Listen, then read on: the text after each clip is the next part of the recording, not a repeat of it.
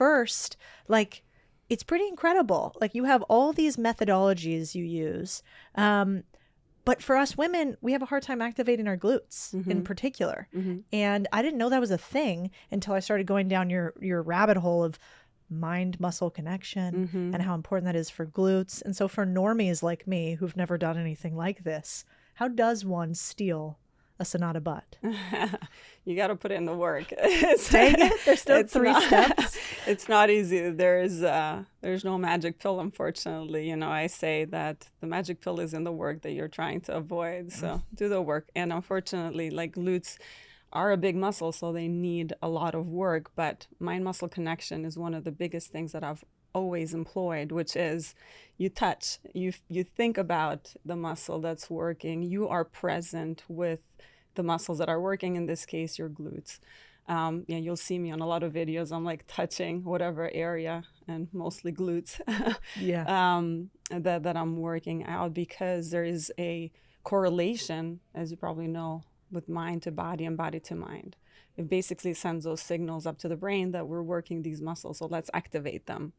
And then to get more, if you want to know more like technical aspects of it, you know, there is, in my book, a way to work out your glutes that is effective. So including things that are like a squat or a lunge, which are moving in one vector, and then doing RDLs like hip hinge exercises, and then going into vertical vectors like step ups, doing abduction, which is working your side booty, upper booty, and then a hip thrust, which is like that contractor. So employing all of these different aspects and then hitting it, you know, like 3 times a week. For me, it's really important because it is the biggest muscle in your body and will burn more calories and will help you health-wise. Yeah, I like that. As well. And so basically if we've never heard of that before, mind-muscle connection, the first activation is you touch it. So if I'm like trying to move this part, I actually touch it with my finger. Yeah. And why does that actually help? Like, how have we gotten so disconnected from our muscles? Because we're thinking about, you know, what am I going to have for dinner?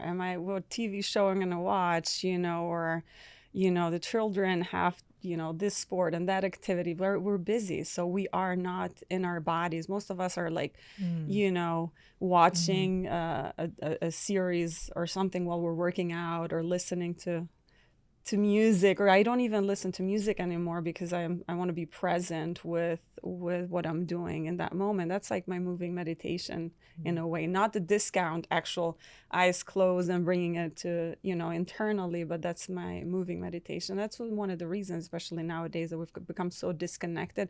But there's also a chemical process, if you will, that happens when you do actually touch. All of a sudden your brain is like, oh, that's being worked. Like, it's actually a chemical process that's occurring as well, not just a woo-woo that I'm touching them. Like, yeah. Look, running a podcast or any content operation is a grind. The editing, the clipping, the captions. It's enough to make anyone quit before the fun even starts. Enter Riverside. This tool is your content powerhouse. Forget decent quality virtual calls. Riverside gives you 4K video, pristine audio, and makes deadweight tasks disappear faster than bad ideas. Their text-based editor slashes, silences, and edits errors with one click. Needing some extra clips? Riverside's AI Magic Clips finds the moments people actually care about and delivers them to you. No guessing, no endless replays. And here's the kicker. You don't even need to record in the platform to use its features. You have the option to upload your footage to Riverside, letting it handle the heavy lifting. So you can save your brain power for the creative stuff. So stop drowning in edits, get busy creating, hit the link in the description, use code Cody, and thank me later. When you talk about moving meditation, I went down a rabbit hole of your stuff. You've talked about this a lot. But I think a lot of us, when we're in the gym, we're like, this is painful. I want to pretend I'm not here. I want to distract myself. And yours is kind of the opposite. So explain what that is. It is. So I'm maybe a gluten for punishment, but when my mind goes there, like, this sucks, like, I want to get out of here, I'm actually, no, you're going to slow it down.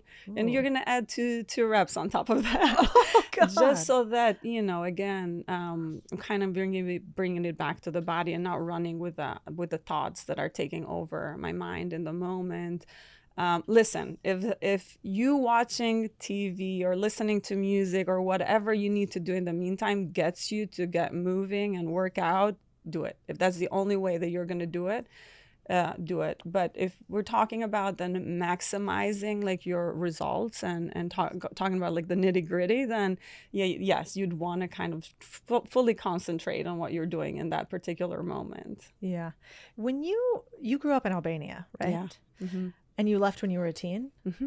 Yeah. Were you into fitness and kind of the same Senada there that you are here, or did something change? Yeah. I've been an active kid, so I've always been like on trees and, you know, climbing to get like the ripest fruit, which I saw some tangerines outside and I stole a couple. You did it right now.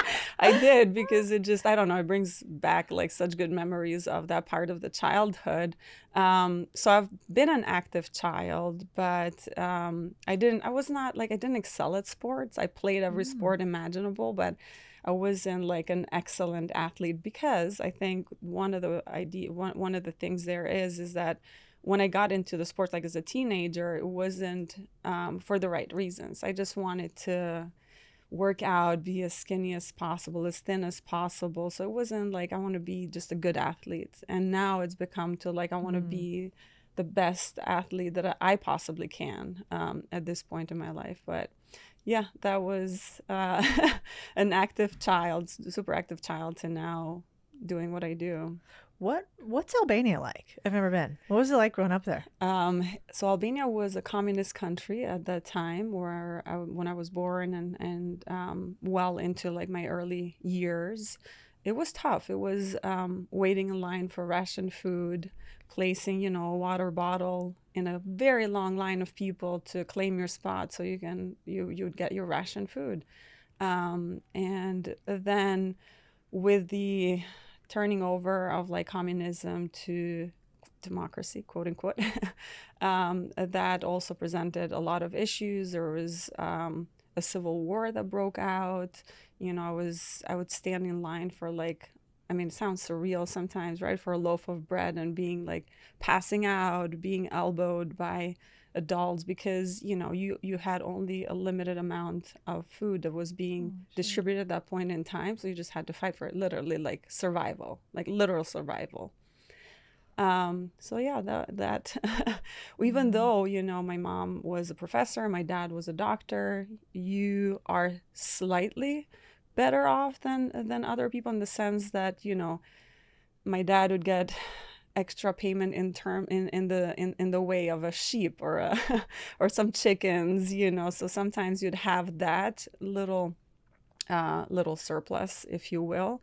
I can remember like as clear as day, like the first can of soda that he brought home because somebody had gotten it from somebody that gave it to him, literally like a can of soda that me and my two younger sisters split into 3 little espresso cups, and I can still taste that in my mouth. And yeah, so it That's very different than LA today. yeah, it is. And like living this reality right now where, you know, I'm training Kim Kardashian, and I have a couple of businesses that I run, and I would say, yeah, like very successful individual, like that almost seems like whose life was that? But it was very much my life.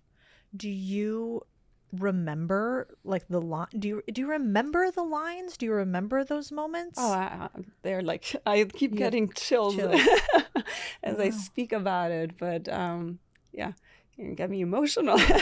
Yeah, I remember the lines very vividly. I passed out in one of those lines, like, you know, waiting for bread and in the dry heat of Albania, probably 8-10 years old, you know. Oh my Yeah. God.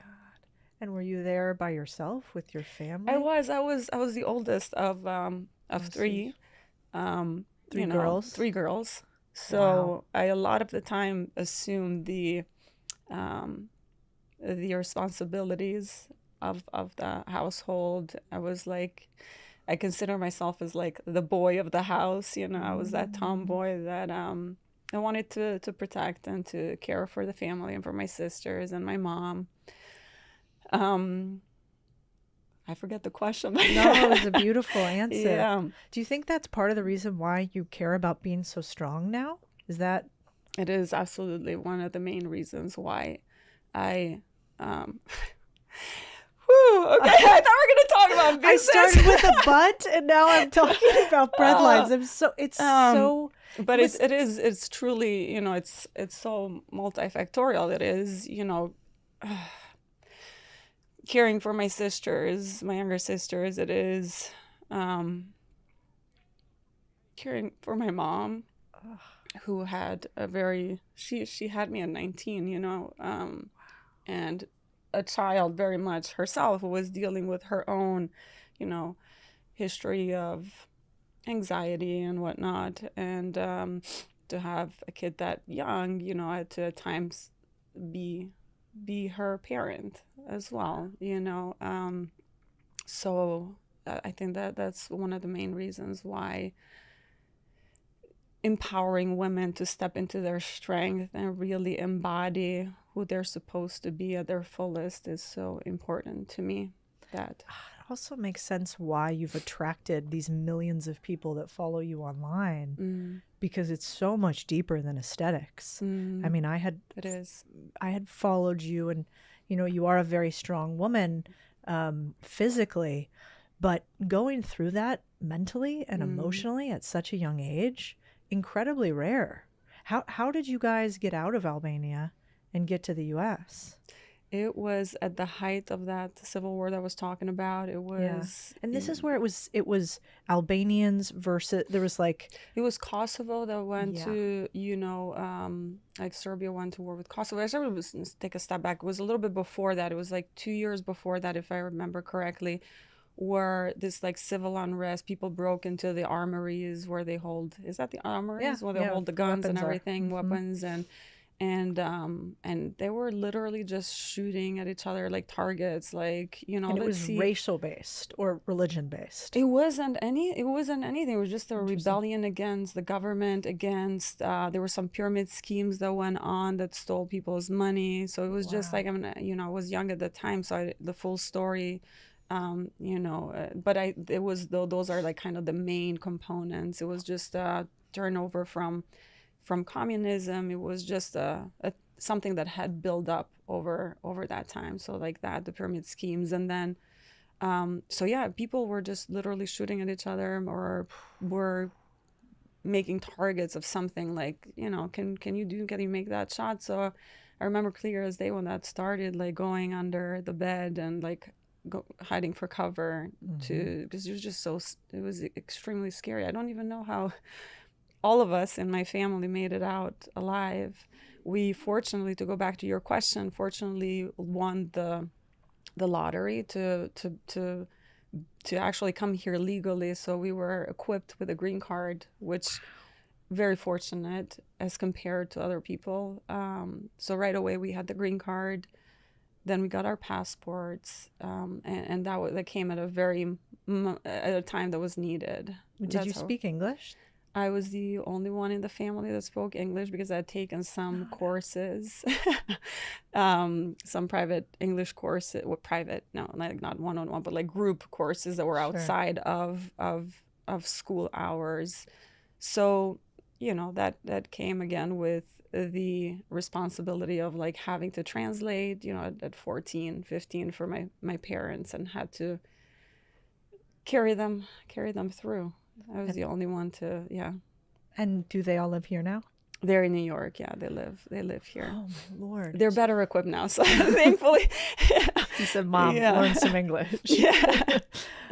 Incredible. And you know what's fascinating is I want to talk a little bit about the app and the business that you have too, because it translates to so much more than physical strength, which is really one of the main reasons I wanted to have you on. Everybody knows you on the internet for your strong body and these videos that you do that are very easy to understand about how to get strong and beautiful for women. Like, you could be strong and fit and feminine, and yet there's so much depth here. And so you could have, quote unquote, just started another workout app, but instead you decided to do something a little bit different. Will you talk about that? And now it makes a lot more sense. Yeah, I think there is a lot of areas in our lives, especially in women's lives, that are sometimes spoken and unspoken, that we would like a little bit of help with, and a little bit more direction. I mean, there's so much information out there nowadays that it's so overwhelming to decipher through. I mean, God knows how many reels my mom sends me on a daily basis. Well, me too. I'm like, Mom, forget put about your like phone children down. and perimenopause now. It's Oh like my we have to know gosh. everything. Yes, yes. So you have to be an expert. You have to be your own advocate. You have to maybe have a medical degree and a lawyer. You have to be a lawyer maybe in some situations, a law degree. So the idea is to really help women with not just fitness. I think fitness is paramount. It is, taking care of our health is probably one of the most important investments that we'll ever make in our life. But I think there are so many other areas that we need expertise on, like true expertise that you can kind of go in one place and find all of this versus scouring the internet or versus getting fed all of this sometimes very contradicting information. Yeah. And so the app's called We Rise. Yes, we rise together, or together we rise. I like it. Yeah. And the idea is there's fitness on it, but you're going to have a bunch of women speak on different subjects. Yes. And have actionable items, not Right. just speak. So, somebody's speaking at you, but actually giving you tools that you can implement to achieve goals that you're working on. So whether that is changing your mindset or navigating through careers, changing careers, or creating your own brand, that's coming in 2025. What we do have now is an expert in habits and a nutritionist expert as well to help you, with even things like what are macros? How many macros should I be consuming? Did I need this app? It's so overwhelming. Yeah, it's and a lot of it's simple. not for women. Like I I have buddies that are all your buddies too that are health experts, but most of them are men. And so, it's intermittent fasting. Well, it turns out that's not that great if you're trying to get pregnant, for instance. I had no idea. It's not that great, period. If you're, especially when you're hitting your late 30s and early 40s, it is just not a good idea because of our hormones. Our hormones are much different than men's hormones, and that can wreak havoc in our hormonal system. So, I used to, a long time ago, intermittent fast, and I've changed that because, naturally I wasn't like a breakfast eater, but now I kind of make myself have that 20 to 30 grams of protein first thing in the morning, 30 minutes within waking up, so that I can tell my body basically, we're good. We have some nourishment. We don't have to go into the fight or flight mode. Right. Because as women, we are predisposed to go into that mode. We work out of the sympathetic system more so than the parasympathetic. So that and that kind of helps start the day that way. To really be simple here, what's the right way to start the day breakfast-wise as a chick? What should we be eating in the morning? Make sure you're eating like 20, 30 grams if you can of protein in the morning to just start you off, because your body is looking for that protein, for all those amino acids, for all those nutrients.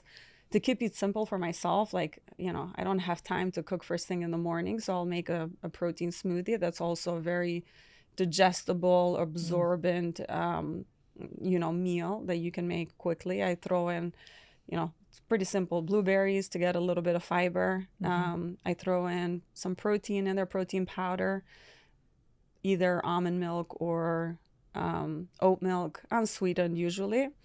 And what else? I throw in some nuts. I throw in my creatine in there. And I think that's pretty much it. What's the deal with creatine? People are really excited about it right now and seem to think that people should be taking creatine. Yes. For a long time, see, I don't jump onto like supplements right away. I like to see the data and see where it's going before first of all, let's back up. Supplements are not necessary unless you are lacking in nutrition.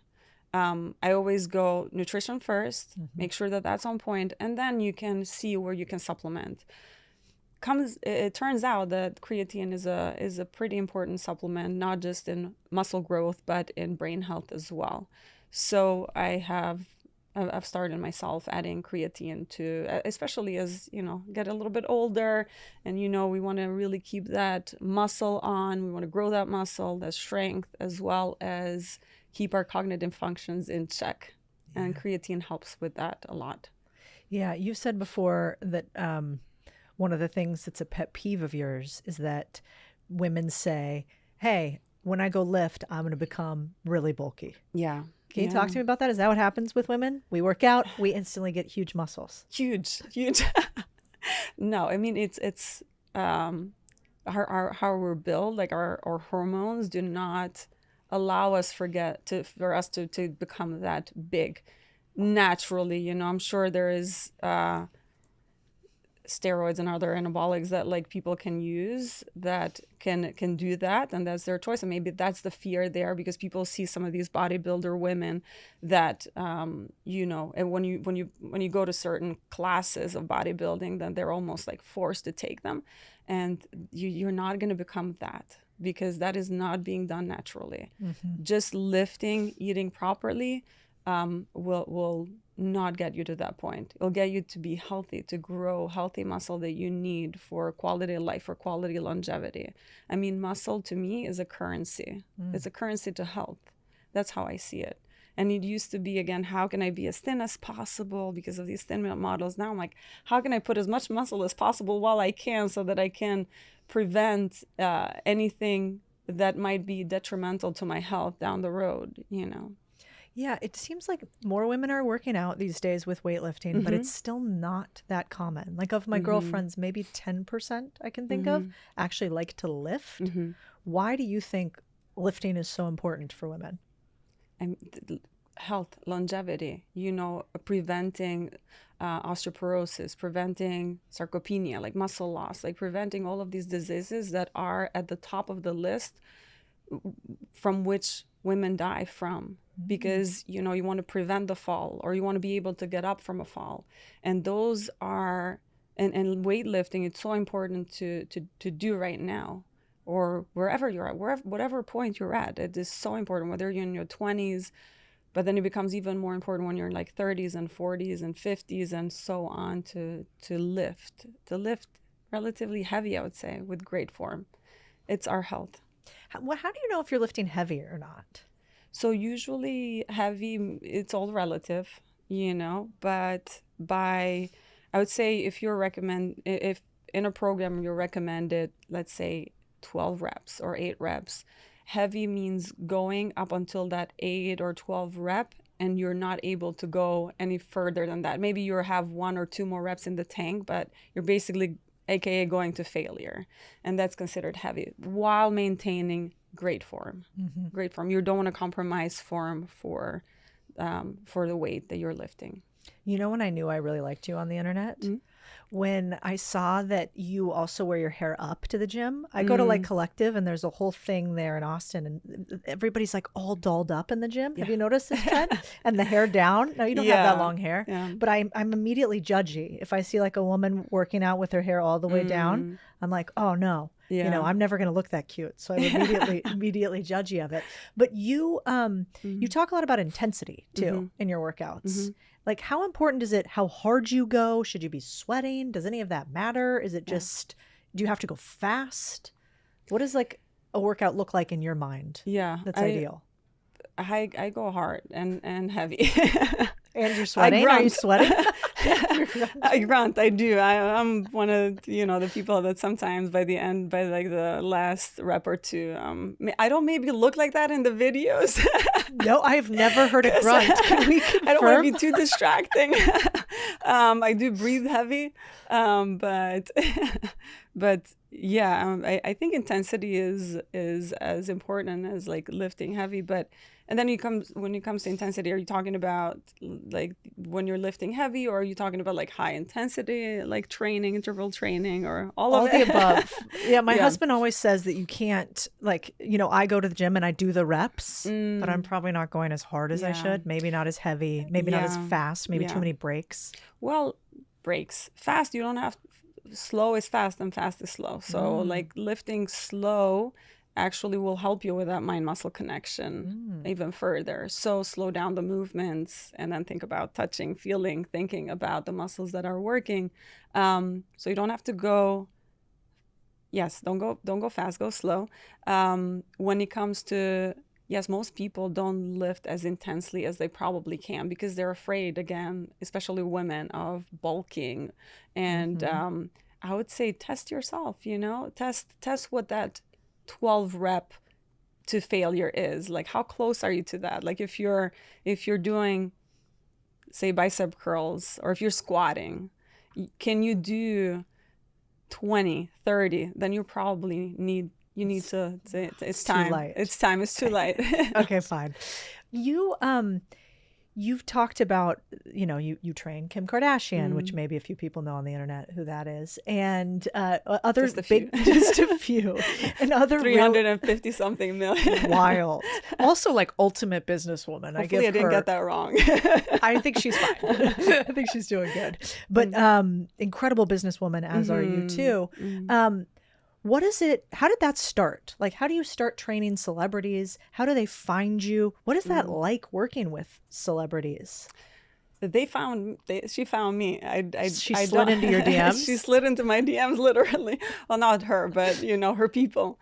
Her people initially. I've had the honor and the pleasure of working with a few celebrities, including a queen of a country. That's wild. That was wild. Yeah, very wild. And she's still a really good friend to this day. But surreal. Yeah, they approached me because I was never in the business, if you will, of training celebrities. I never even thought that, this little old me could do that. But yeah, the opportunities have kind of come across, because at the end of the day, I've always been of the belief I'm going to put my best self out there. And I find, like, with like aesthetics come if you put in the work. Yeah. All the good things in business come if you put in the right kind of work. So, yeah. Yeah. You also, I think, you mentioned some really raw and honest things in your life about depression and how fitness helped you with that. And then obviously what you shared earlier, what happened before? Were you depressed, and did fitness help you get out of it? I found out later in my life that I have a genetic predisposition to that. And I guess you could have, realized that by seeing that my mom suffered from anxiety, and I guess she told me that her father also did have. So, you can see kind of a pattern, but that I got genetic testing done and it was confirmed. So, yeah, I did as a teenager.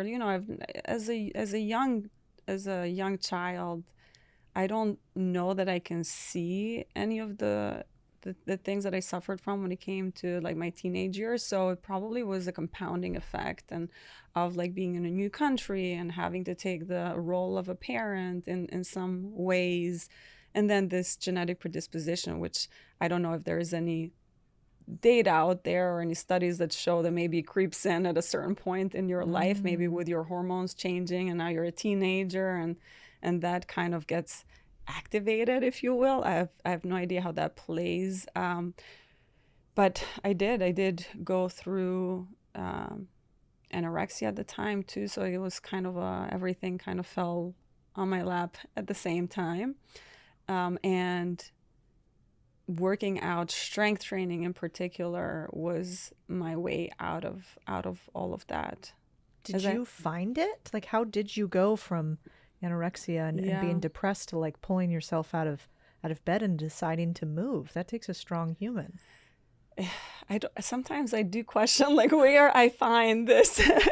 It must be like some place that I'm pulling out from, because yes, you have this kind of, like, two very opposing realities. This things that just want to keep you down, and then this, like, very crazy drive at some points, which I think I have.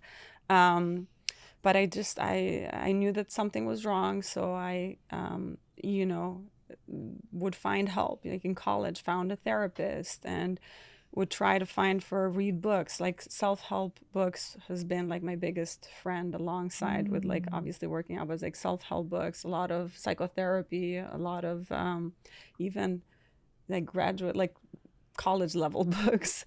For some reason fascinated me. Maybe I have a fascination with the brain and the mind and how it works. So it was kind of like a loop, maybe, you know, help yourself to get out of this situation. And that I did. And plus I had catalysts, like an amazing primary care doctor at one point where she was running marathons, like, I don't want to say every month, but at least every like quarter she was running a marathon. She was like in her 50s, and it was incredible, like incredible shape. And that was like kind of the starting points, like, Senada, just run. Just go for a run. That's what your doctor told you? Yeah, just go for a run. Because other, you know what happens.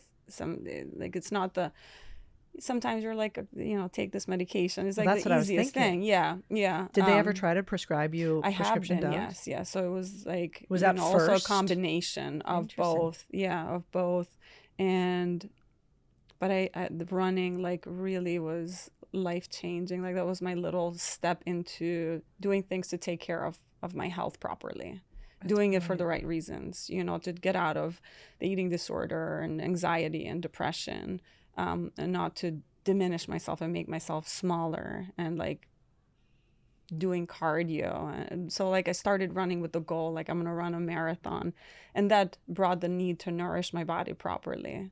And then I found myself in strength training. You know, I was still kind of like running, and was going to my local gym, and just friends of mine were like, you should try weightlifting. And I also had the fears of like, I don't want to be bulky, like I don't want to be big. And but once I started down that path, there was like no turning back. Yeah. You know, I was reading a study the other day that for women under 30 in the US, 60% of them at some point in time have been on an SSRI or an antidepressant. Yeah. And that there's an epidemic really in the US, you know, whether that's over prescription or over necessitation or, you know, not really sure. But for young women who are anxious or depressed, obviously we're not doctors, we're not making medical advice, but would you tell them to replicate what you're doing? Would you say, try the gym, try running? What do you tell young women who reach out to you about that? Try physical activity first, because just as little as 150 minutes a week of physical activity can have almost twice as much of the effect as an antidepressant or as an anxiety medication can have. So try that first. That's your natural antidepressant. That's your natural like anti-anxiety. And maybe, again, like you said, we're not medical doctors, so we're not making any of those statements, but why not start there with something natural? And if you need to, I mean, there's cases where people just can't get out of bed, just can't do it. So why maybe then do it in conjunction? Consider that.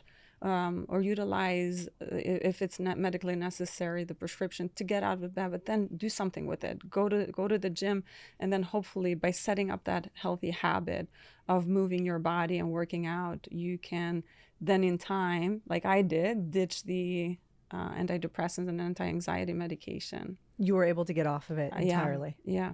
Wow. I am off of it. It's been 10 years. That's incredible. Yeah. So what does a day in the life look like for you today? Obviously, besides podcasting. Yeah. But maybe that's a big part of it. Lately it has been. Yeah, you're running a bunch of businesses. But what does it look like, a day in the life, if you got to choose? Yeah. What would it be? I get up, like I said, I make my smoothies so that I like what time? Are you like a 4:15 riser? You look like an early riser. No, I'm not. Really? Okay. I'm not. I need that little like extra REM sleep in the morning that I can get. My sleeping is important to me. Sleep is another like component of health. So if I can get that right amount of sleep, I'm not gonna get up in the morning at 4:15. So I usually it's like 6:30. Okay. That's more realistic for me. I don't want to lie. So I get up, I make my smoothie, I make my cacao. The cacao is my caffeine substitute. And I either have meetings. It's like there's no day that is exactly the same. There's like meetings. I have to train Kim.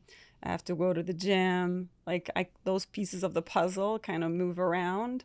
I work on content. I still manage my own page. I have a few other social media platforms that I have not given up the controls yet. I manage it. I put the content together. I added the content. So all of what you see is done by me, unless it's something from the We Rise or Zentoa, which is the clothing brand page. I've just finally, the past few months, decided to give up. It still looks good. I think you're crushing it. Yeah. Thank you. Thank you. Plus, the clothes are really cute. That's your brand that you started. Yes. Zentoa, my little mindful warrior. Yeah. And it's, why did you start that brand? Like, there are a lot of workout brands out there. What made you think, I want my own and I don't like with options? I just wanted something that I could wear all the time and feel good in it, like all the time, because that's what I live in the workout clothes in Zentoa pretty much. So I wanted something that was fashionable. I wanted something that made women feel good, and it was great quality. So that's where I started. But to go back to it's not an easy business, like clothing industry and like competing. It's you're like, I mean, good for you. I should have known. Why didn't I? Like, I wish I knew before.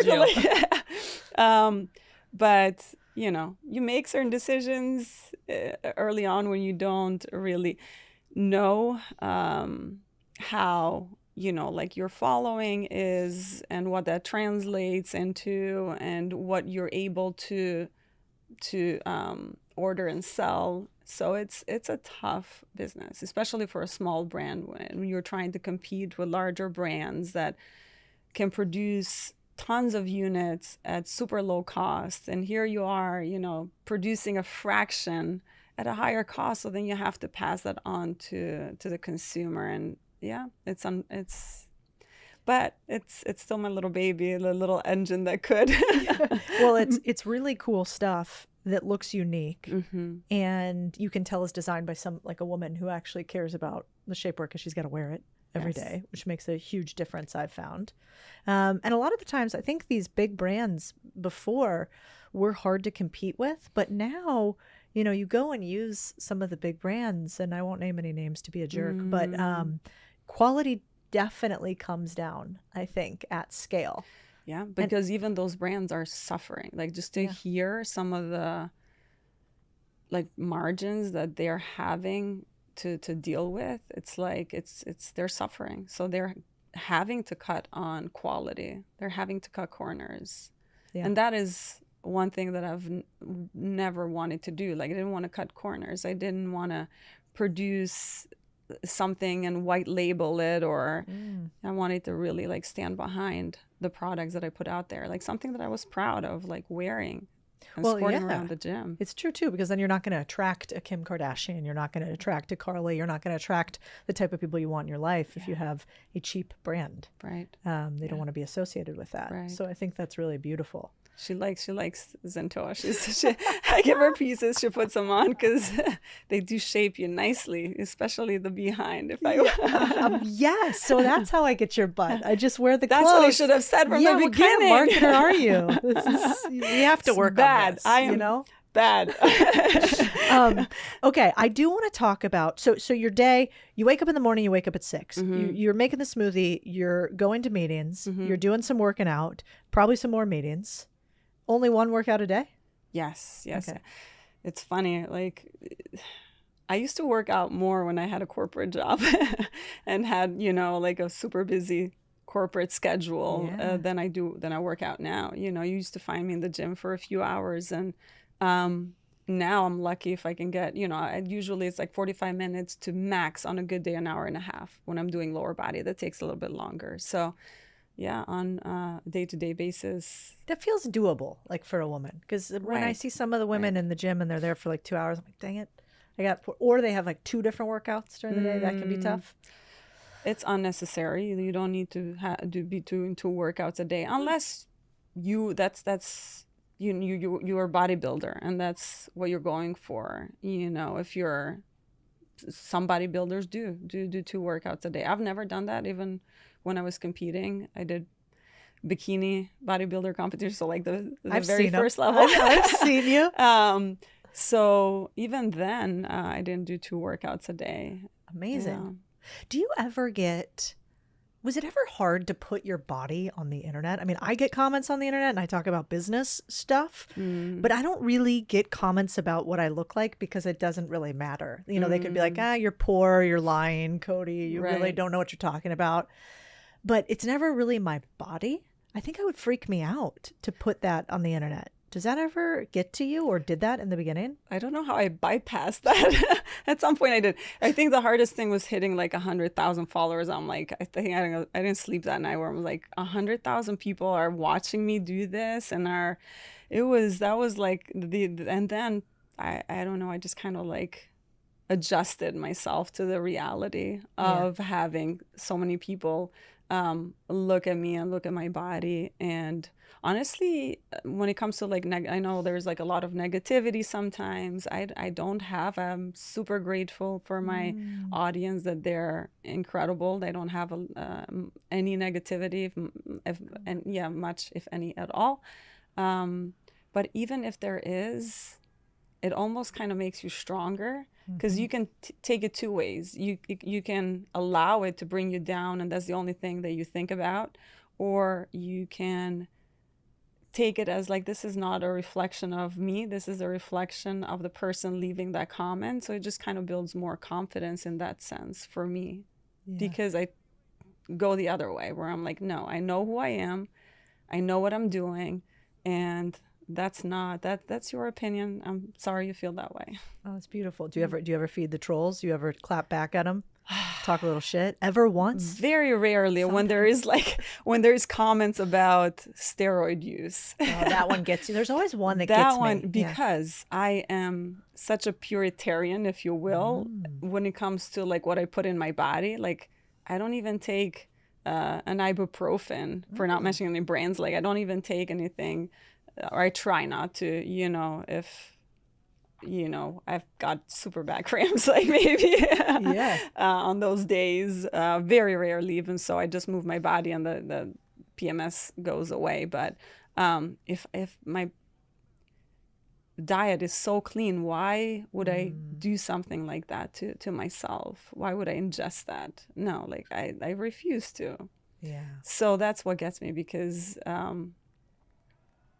I put in so much work with nutrition and working out and mindset that it kind of diminishes, takes away from what I do. And also, I think more importantly than that is sending a message to my audience, to other women, that is not achievable. She's taking something to achieve that. And I don't want that message to be out there. And it's like, no. And I don't necessarily want you to achieve my body. You achieve the best version of you, but know that it's attainable. Whatever you're wanting to attain, it's attainable, or a version of it. So that, I think that's what bothers me the most. Is like, don't speak on my platform to my audience, because they're listening and they're watching. I love that. Yeah, I think it's very easy there's always easy to tell people why they can't. It's very hard to inspire people why they can. And so I think that's really, really beautiful. What stuff do you do that's not working out for your body? Like, are we doing red light? Are we doing acupuncture? Like, what else should we do alternative wise to stay healthy in your mind? When I can, I'll hit a cold plunge, I'll hit a sauna, I'll do those, but I don't always have time for those things, and they're not always readily available. So I just did actually chase the real dopamine kind of post, and it went viral, if you will. And it includes things like cold plunge and sauna and meditate and all of these things. And people are like, I don't have time for all of that. I'm not doing all of those things every single day. I don't have access to all of those things every single day, but whenever I can, and pick and choose, if it's sauna, if it's cold plunge, if it's meditation, if it's yoga, if it's working out, like whatever those elements that you can bring in that will release that natural dopamine, do that. For me, working out is a non-negotiable, meditating is a non-negotiable, and I do a little bit of yoga after my workout, just like 5-10 minutes it's my cool down. So those are kind of my non-negotiables. It's the mind mindful stuff. It's the meditation and the yoga and the workouts. Yeah. And obviously the nutrition. Yeah, I love that. Well, I also think it's cool that you share all that other stuff too. Because, Yeah. I mean, man, I think Gwyneth Paltrow did such a cool thing by normalizing the extra crazy stuff that you can do. We don't all have access to it. We can't all afford it. Right. But like, I still like to know what's up. Exactly. Nobody's yelling at Andrew Huberman for having access to all this stuff. Why are we yelling at the ladies for having it? Right. It's very weird. Right. And even with Kim, like I want to know what weird shit she's doing that makes her look so great. And maybe we can't afford all of it, but at some point we will be able to afford more of it because it all becomes more accessible. Absolutely. I think it's like that view, at least for me. I think people think that this is what she does all day, every day. I like take care of my body. I'll work out. I work out all day, every day. That's what I do. Meanwhile, it's like the time in my life when I've worked out the least, if you will. Yeah, I mean, like you were talking about before, meetings take time. As you know, 1 hour meeting turns into a 2 hour meeting. Training, somebody takes time. So it's all of these components that come together that, I don't work out all day, every day. I run 2 businesses. I run social media platforms. Don't have time for all of that. No, you don't, I'm sure. So is there anything that makes you nervous still? Like you've kind of achieved this peak in so many different things. You have a couple incredibly strong businesses. You have this huge social platform. You're hanging with all these celebs. Like, what makes you nervous these days? Is there anything you're doing right now that you're like, oof, I'm pushing the edge? What makes me nervous these days? I'm a perfectionist, so I'm always nervous. I mean, I'm always contemplating whether I'm doing enough, like with the We Rise app, am I providing the most value that I can? Am I providing the best content that I can? So those things, as much as I've minimized them. They don't keep me up as much at night. They don't keep me up as much, but they still do to a certain degree. But it's also, when it comes to, like, I have people depending on me now that are part of the We Rise app in Santoa. So I want to make sure that I bring my best self for them and for everybody that I serve.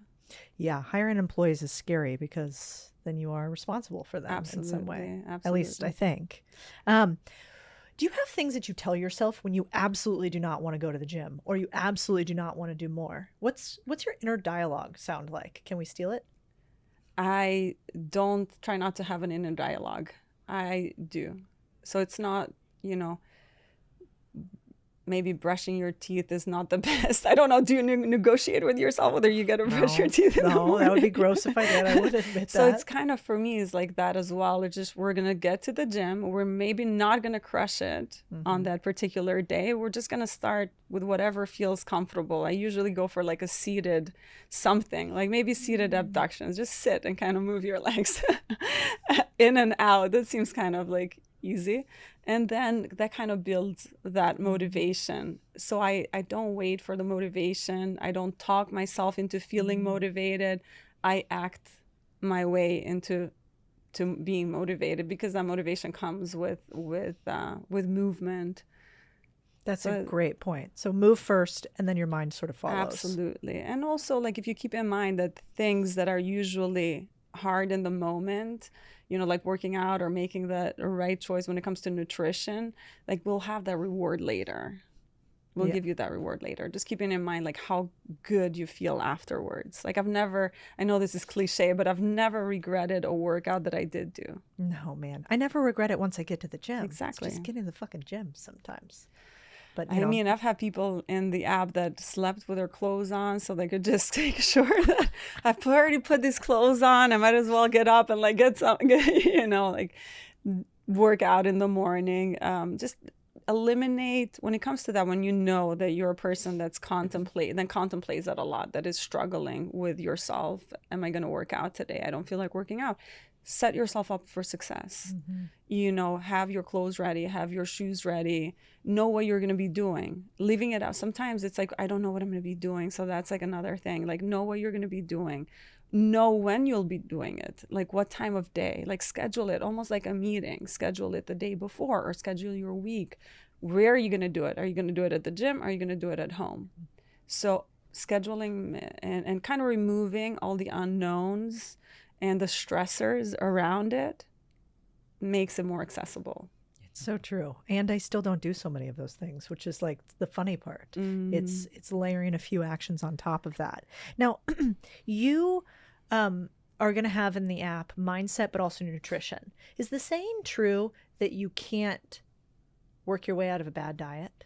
Yeah, it is true. Unfortunately, it is true. I mean, we do have currently habits and nutrition that's currently in the app. So that's great because it does help people with setting up these new habits and just in general new habits and ditching old ones and then moving into better nurturing themselves. But your original question was, yeah, you can't out-train a bad diet because, and that, what does a bad diet look like at the end of the day? If you're not nurturing with enough protein, then you're doing yourself a disservice because you're not building the strength and the muscle that you need. If you are putting in foods that are not good for your body, like sugars and whatnot, that's also, you're not going to be able to out-train that because your body can only process so much. Yeah. Do you drink alcohol? Well, I think I heard this on another podcast. I knew it was coming with Mike, actually. Yeah. I used to love a glass of wine in the evening. I used to love it because for me it was like an experience. You know, I just love the experience. It doesn't serve my body anymore. It doesn't serve, like from even a glass of wine, I could have a hangover the next day. I could experience like heart palpitations at night. So it's like that trade-off just is not there. I will still do it once in a while, make sure like I drink a ton of water and clean, try to do like clean alcohol. But it's just not something that benefits me anymore. So what do you do at the end of the day when you're like, that's how I used to think about it. We were kind of taught, especially in finance, we drink a little bit too much, but at the end you're like, it's a long day. I got to wind down. I grab a glass of wine. I sit down. Like it was my habit. Yeah. So what do you replace it with? Walks. That's like walking my dog in the park and watching the sunset and just chatting with people. That's kind of been a huge, honestly, it created anxiety in the beginning because for me, like, that was my thing. I created a habit. We create these habits that we rely upon. And it's just a matter of like putting in the reps with a new habit and walking and meditating and truly listening to my body and what that did for my body. Now, do you crave like meditating and walking? Like I like meditating in the morning. Yeah. But if you're like, Codie, long day, go ahead and meditate. I'd be like, the thing is, no. Like it doesn't sound like tasty enough.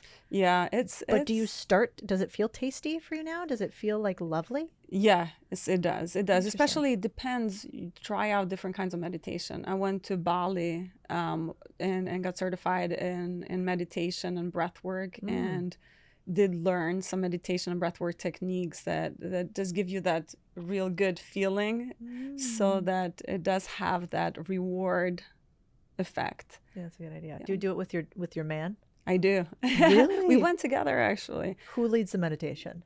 Oh, none of us. None of us. It's a pre-recorded, meditation. I like those too. Yeah. Do you listen to a person in particular? Or you could do a silent, like those were the, a couple of things that I mean, more than that, but like those are kind of our go-tos. If we want a little bit more of an activating, like feel good, maybe more of a breath work. So you're really oxygenating your body and moving your energy. And then if you want more of a relaxing, going back to center, then it's more of a silent meditation. Yeah. Do you ever get him to do like eye gazing or anything? we did eye gazing and we had set the timer wrong. So it was like staring for like 10 or 15 minutes. Like, I think this has been, it's been longer than 5 minutes. I tried to talk Chris into that. He was like, "What is wrong with you?" He loves meditating. He does it a lot now. Yeah. It helped him a lot when he was in conflict zones too. Actually, I forget what the name of the woman. Ziva Meditation, maybe is her name. Anyway, but he started doing what I would consider kind of similar to transcendental meditation, which is what I do or like. And then I started listening to, do you know the guy David G? Kind of looks like Santa Claus. No. It's not it's not. Sometimes it's like I'm bad with names. I know faces. We see them maybe like I'll floating send you around. one. You can tell me what you think if you like sure. him or not. Okay. Are you going to have a meditation person on the app eventually? I'm sure we're going to have somebody that's dedicated to that, even though I am certified in it twice over, because I went to India and got certified in yoga and meditation and breath work, and then went to Bali to further my meditation and breath work knowledge and the certification there as well. But I feel like we might need somebody that has, and that was more for my personal and usage, if you will. I'd love to bring somebody that's their sole focus. Right now, there is some meditation and yoga on the app as well, just shorter. I guide people through it, through the yoga and through the meditation. There's little like 15-minute, 5-minute yoga, 15-minute meditations, just like graspable little pieces for people that are short on time. But yeah, eventually that's definitely the goal. I love that. Yeah. Okay, so I was thinking that these days I get a little overwhelmed. There's so many things about health overall. And especially like right now, what's going on with like, Make America Healthy Again. And there's a lot of commentary about seed oils, GMOs, additives versus like portion size, calorie count. Is it both? Mike's take, Israel, he was basically like, hey, stop eating so much and then you won't be fat. And then you have RFK who's like, we're getting poisoned by seed oils. Is it both? What do you think? I would side with Mike's a little bit on that in the sense that let's tackle like the big rock issues, like the easier issues. And are you eating, what's the calorie amount that you're eating? What's the macro breakdown? Like those are, I feel, in a sense, a little bit easier. And then when you have grasped that, when you're consuming enough protein, when you're prioritizing protein, then you can dial it in. Am I eating the right type of foods? Am I eliminating, all of these other things that we know by now are not good for our bodies? But it's a step-by-step process. And that's what I tell like my family too, like stop consuming all of this crazy information, like don't eat spinach and oxalates and this and that. Like don't do that. Let's start with the basics, like eat enough protein, move your body properly, because that is proven that will most likely override some of these other things that you're not even doing in like big amounts, and if you want to, then once you've got this like foundation and big rock issues, then dial it in, like we were talking about before, even with supplements, like big rock issues, and then see if you need to like supplement That's around a really that. good point. I guess it's sort of like money, because it's the same thing. It's like, yeah, you could learn about equity investing and shorts and, options, or you could earn more money and spend less. Exactly. And you could start with those two things. Exactly. Interesting. That makes me feel better, because these days I'm like, I can't keep track of all of the things. It is so overwhelming, and then people don't do anything. It's just they go back to like their old, habits, because again, you're trying to like eat an elephant versus like little bites. Not eat an elephant. Eat an elephant in one bite. Either way, not great. Frowned upon, I think. Yeah, exactly. So what about like you talk a lot about don't eat elephants, by the way. That's going to be the Somebody's title gonna be like, of this podcast. Senada said eating elephants will make you grow a big booty. Exactly. Albanian advice. Yes. Okay, so if you had to rank it from worst to best, I want to throw a couple things at you, and you can tell which one you think. So, alcohol, bad sleep, processed food, seed oils, not working out consistently. Are we rating from? I don't know, whichever way you feel. From great bad to about good. it. Let's rate from bad to good. So, like, if you had, what's the worst? Is the worst thing you can do bad sleep? Is it alcohol? Is it, processed foods? Is it too much foods? Oh my gosh, I feel Or like just these all are of all those are like- bad? You're like, it's I literally- would say prioritize working out, prioritize sleep, Uh-huh. prioritize nutrition, like eating enough protein.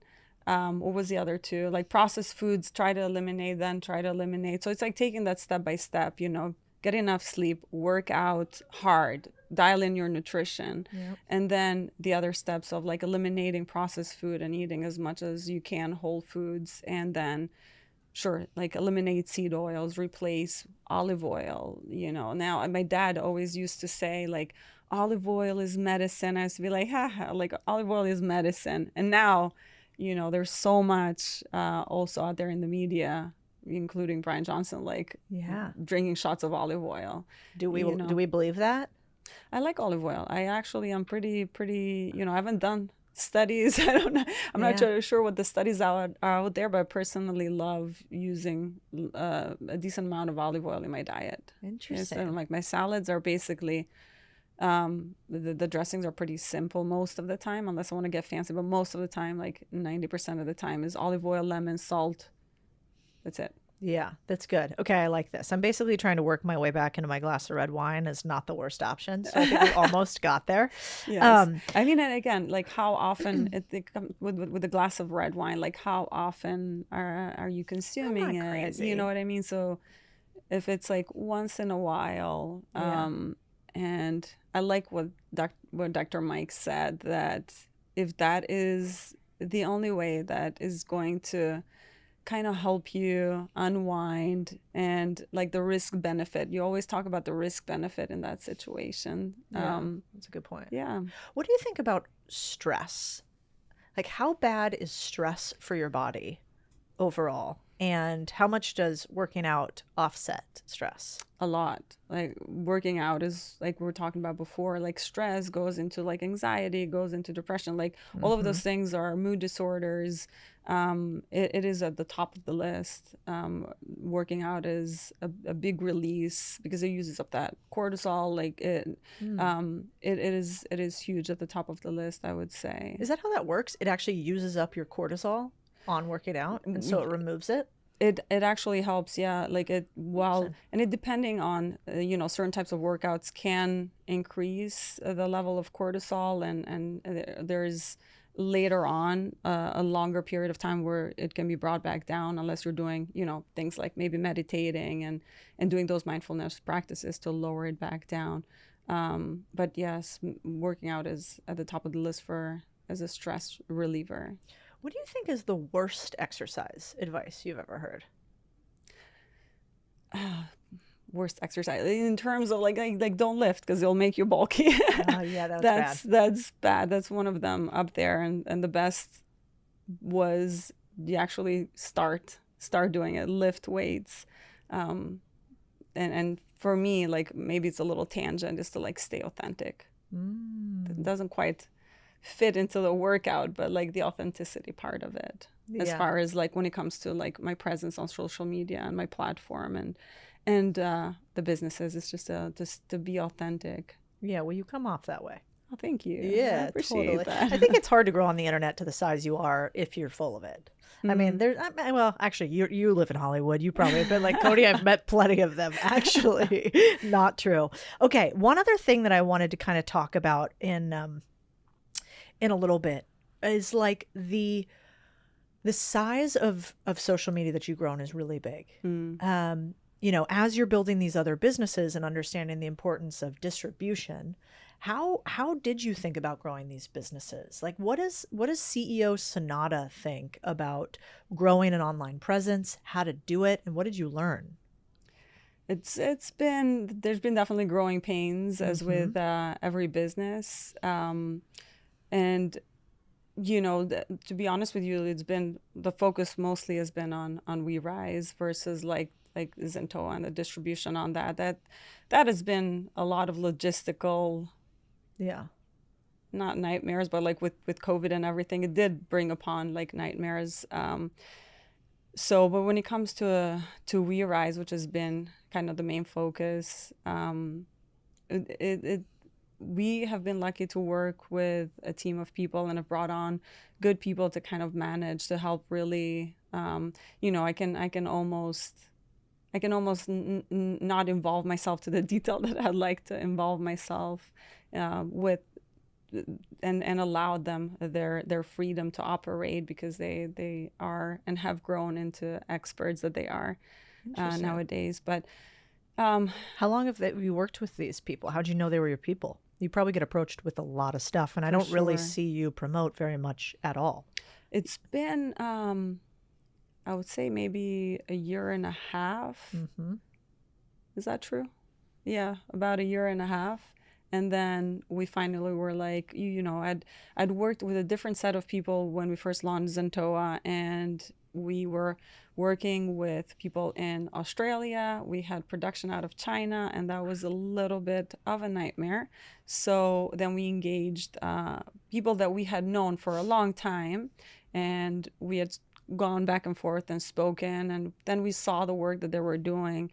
Then we involved them into kind of clearing out and settling that process and the production in China, and moving it to Portugal, where Zentoa is now exclusively being produced.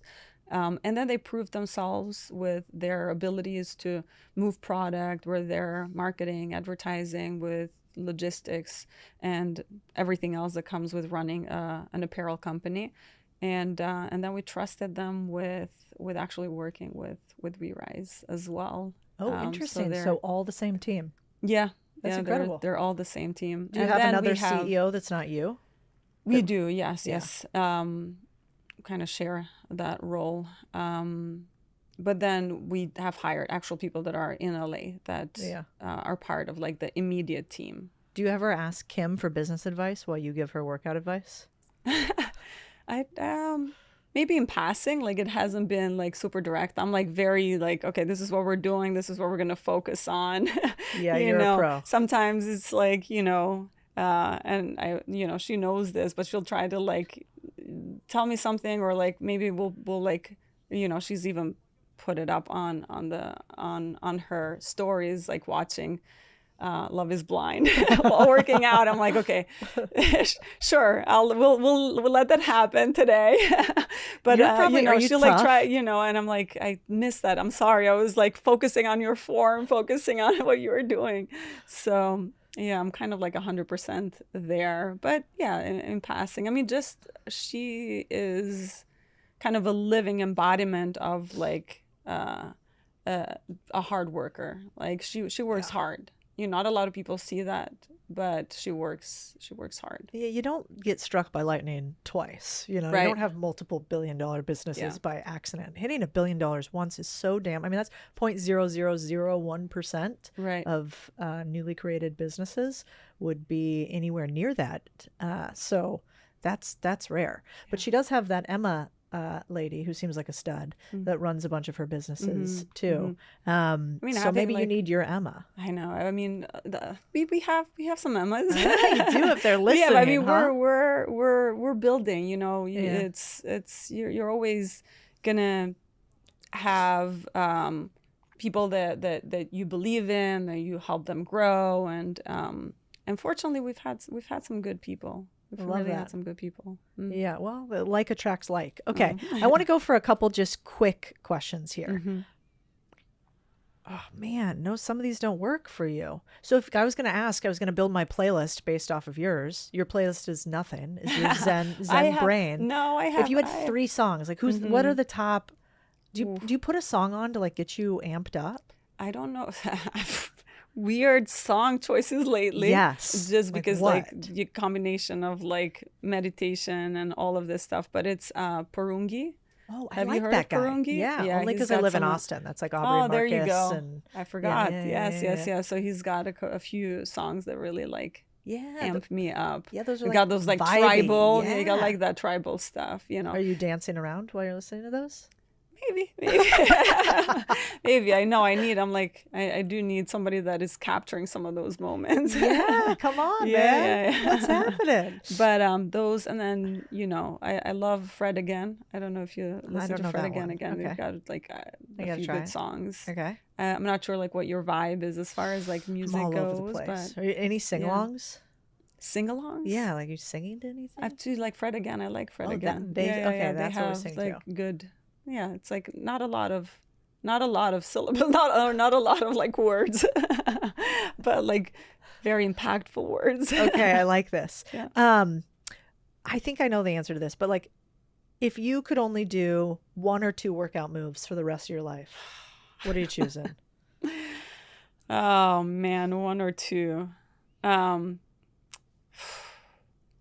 I would choose a Bulgarian split squat And why? because it tackles just like so much of your lower body, like your glutes, your quads, to a lesser level, like your hamstrings, and it's a compound because depending how you're performing it, and the weights that are utilizing where you're placing them.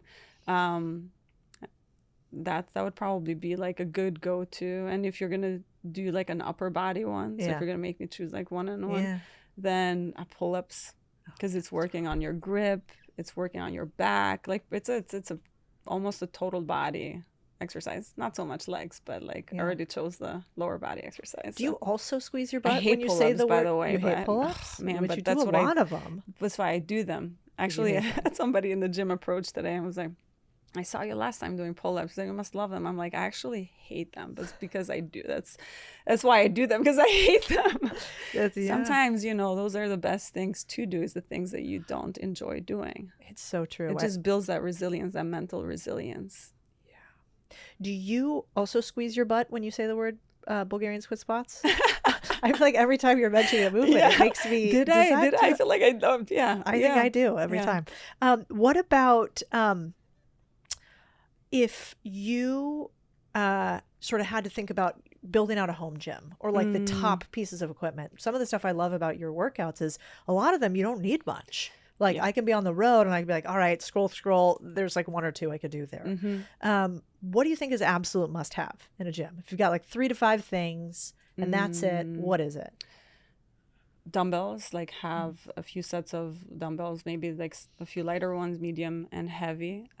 If you don't have like the option to just get a full stack. Yep. If you can, like a cable machine would be great, like a corner cable machine, because there's so much that you can do with that. I think those are kind of like the main, like absolutely, like I can get an amazing workout with just having those two things. And then you can add other things as well, like maybe a squat rack or leg extension combined with a leg curl. But those are like if you're wanting to add different pieces of equipment. Yeah, I love that. You don't use a lot of kettlebells. I do. You do? I do. Okay. Yeah, I do. It's a combination. Yeah. Okay. Yeah, you fair. like them, but you could just as easily do the other stuff. Yeah.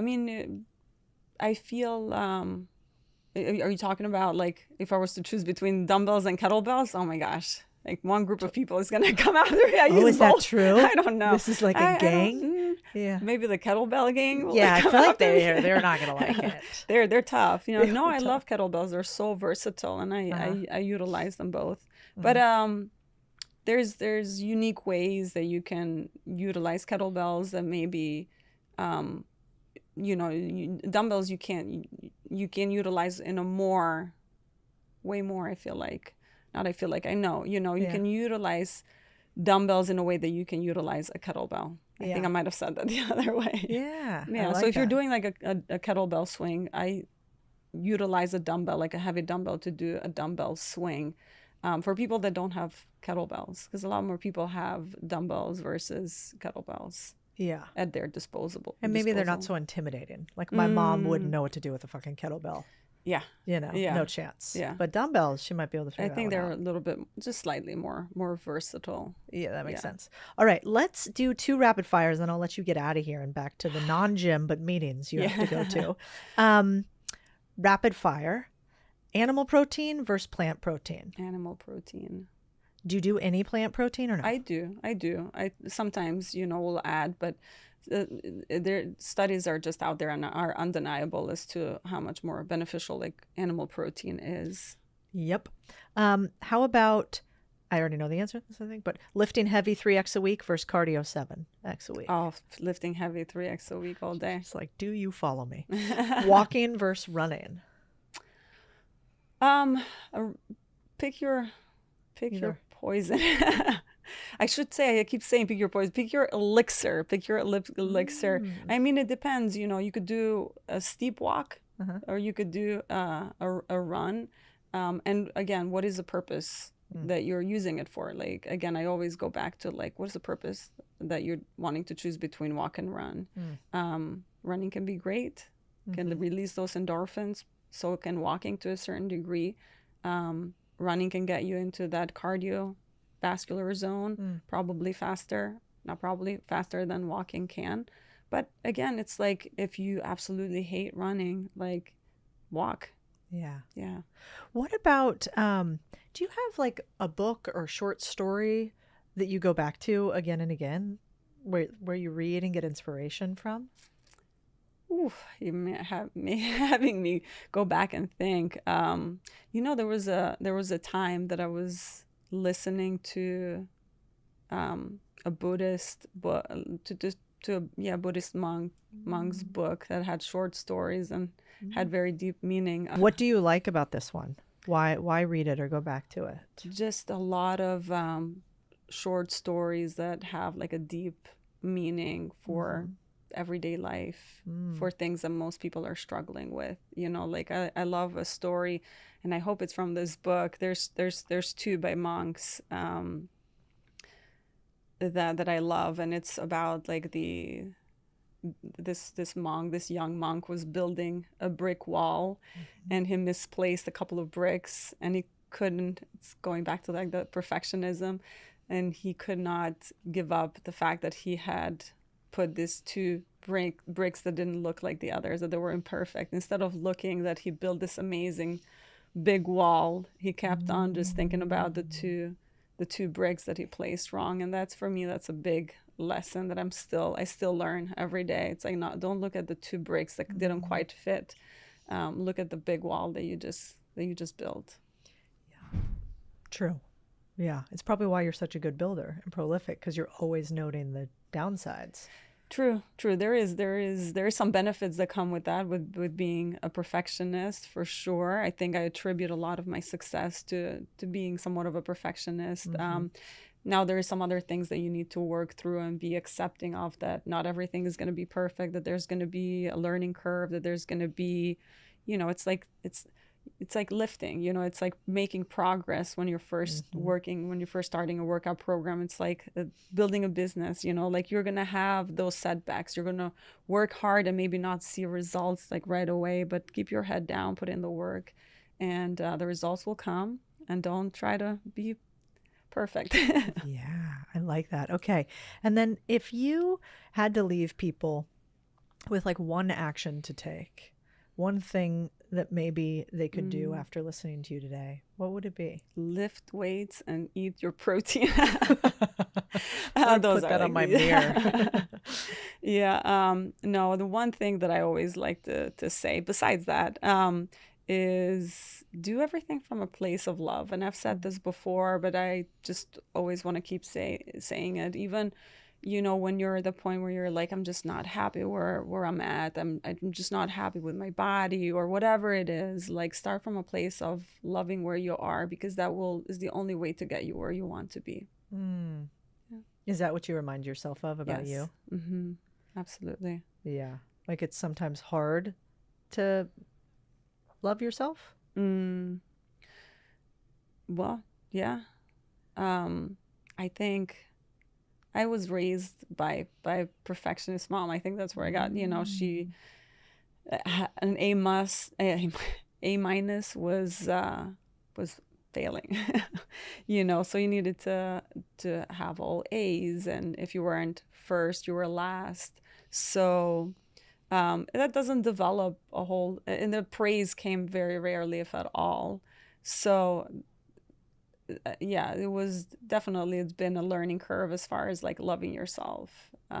But I think even strength training for me was one of those aspects that did help build that self-confidence, and all of the other aspects, you know, kind of like stepping back from myself and looking at all of the things that I have done, you know, like graduating in 3 years with summa cum laude from, you know, well-known university, and then going to business school while I was working full-time. And, you know, it's like, okay, if I were to like see all of this as like somebody else's resume, not my resume, right? Then I'd be like, wow, that's an accomplished person. That person has done some things. Yeah. One of my dearest friends, Shayna, that's what she always reminds me. She goes, you know, you're enough, right? Like how you are right now, you're just fine. And I'm always like, shut up. Then I start tearing up, you know, because for perpetual perfectionist drivers, for whatever reason, it's never enough. And it's not like, at least I don't know if it's for you, but for me, it's not that I need more things. It's like I have to be more somehow. Exactly. And it can be a sickness in a different way. It can. Yeah. You put it so well, you know, like, yeah, there's nothing that I need. I don't necessarily go like, I hate shopping. Me too. You know what I mean? So, but it is that almost kind of trying to find that point of being enough, like where that is. And I think it's always a moving point. So, realizing that we are already at that, and knowing that for whatever this other idea of being enough is you know, we already have that. That is just a moving target of some absurd, whoever created that situation. Yes. Well, this was so beautiful. I am so honored to hear your story that I didn't even know half of. And I can't wait to watch you and We Rise grow and all the things that you do next. It's so impactful for women everywhere, but I think everybody's listening is going to have to go check out We Rise. They're probably already following you on the internet, so I'm not even going to tell them that, but your biggest platform is Instagram. Senada Greca. Senada.Greca. Greca.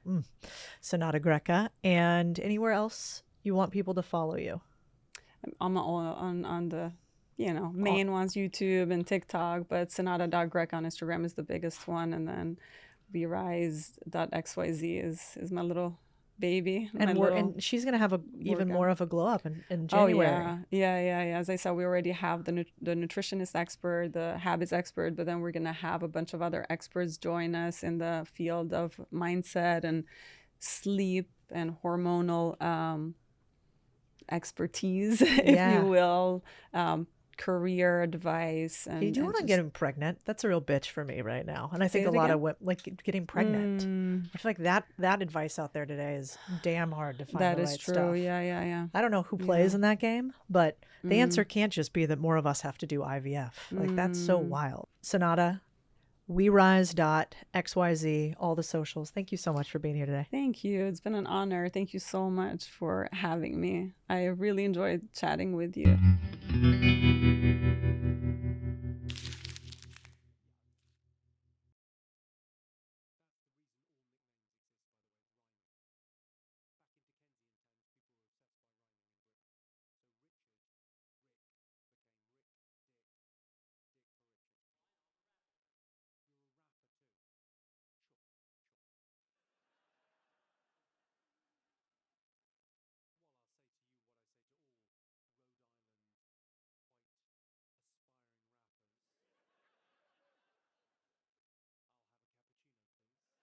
For you guys to profit and make money right now in your business. To have a successful business, there's an intersection of 3 key elements you have to nail. What sales does is it can bring in more cash, but also brings in more organizational stress. You have more responsibility now. Our customers will never say to your face, you know, your business kind of sucks. But what they will do is go online and slam your reputation. So you can't trust their words, but you can trust their wallet. I got a magical Jedi mind trick question. I guess I got 2 that will blow your mind away. First question. We've been blown away by how fast the show is growing. Like getting to hang out with you every single week is so cool. But most of the people who tune in every week still haven't subscribed, which is crazy. It is the simplest way, though, to help us keep scaling, bringing the best guests like Mike Michalowicz and making the Big Deal a big deal. So I can't thank you enough for your support. Like, we would be nowhere without you guys. And I just want to jump back into my conversation with Mike, but I also want you to do it subscribed. Oh, and share it with a friend if you like this episode. I think it's better when you profit together, you know? Can I start with some like kind of real challenges, rapid fire, that we've heard from owners? Yeah, throw them at me. Okay. What if you're a business owner, you're weeks away from running out of money? You're kind of panicked, you don't know what to do next. What's your first move if you call Mike? All right, so the first thing is you acknowledge you're pretty much every business owner on the planet.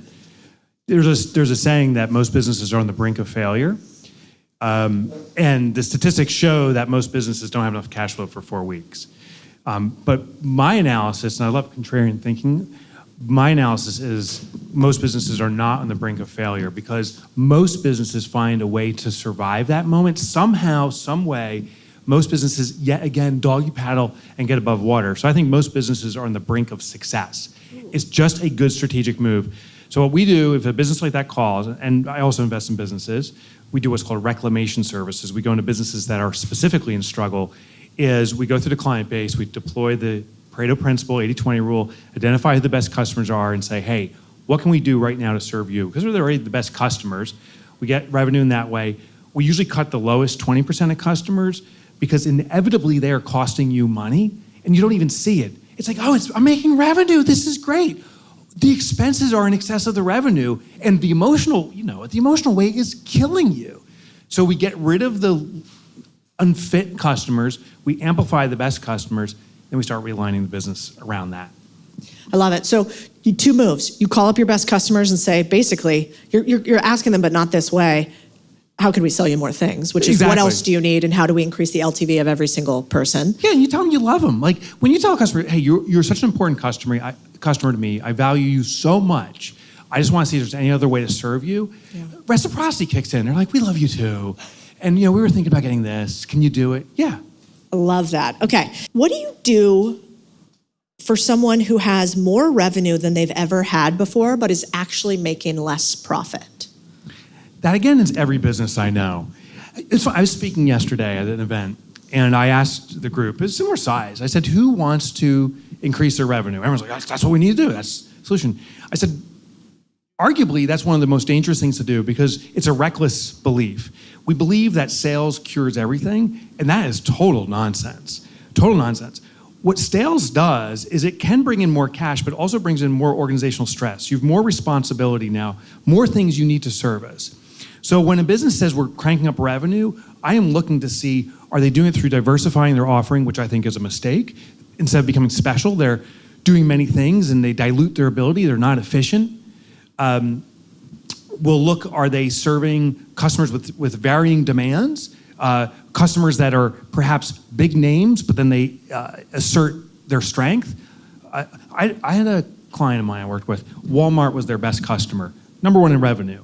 We looked at them, their demands were off the charts. They said, when you deliver your product, it was like a bracelet thing, they said, it's gotta come on a Monday at 10:30 in the morning, and if you're outside like a 5-minute window, we're gonna penalize you. If the SKU, that UPS code, if it's more than a 1/4 inch below the top of the box, we're gonna penalize you.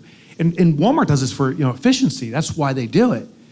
But my client, they saw that as good revenue, it was crushing them with the penalties. Their #2 customer was Dollar General. Is that around here? Yeah. Yeah. So Dollar General's like, hey, deliver it whenever you can because we're always playing second fiddle to Walmart. So, Cody, you'll love this. Here's what he did. He put a sign above his desk and he had 15 employees. The sign says this, our policy is to answer the call on the first ring. If it's the Dollar General, answer the call and start taking their order. And if Walmart calls, let it go to voicemail and then call them back when you're done.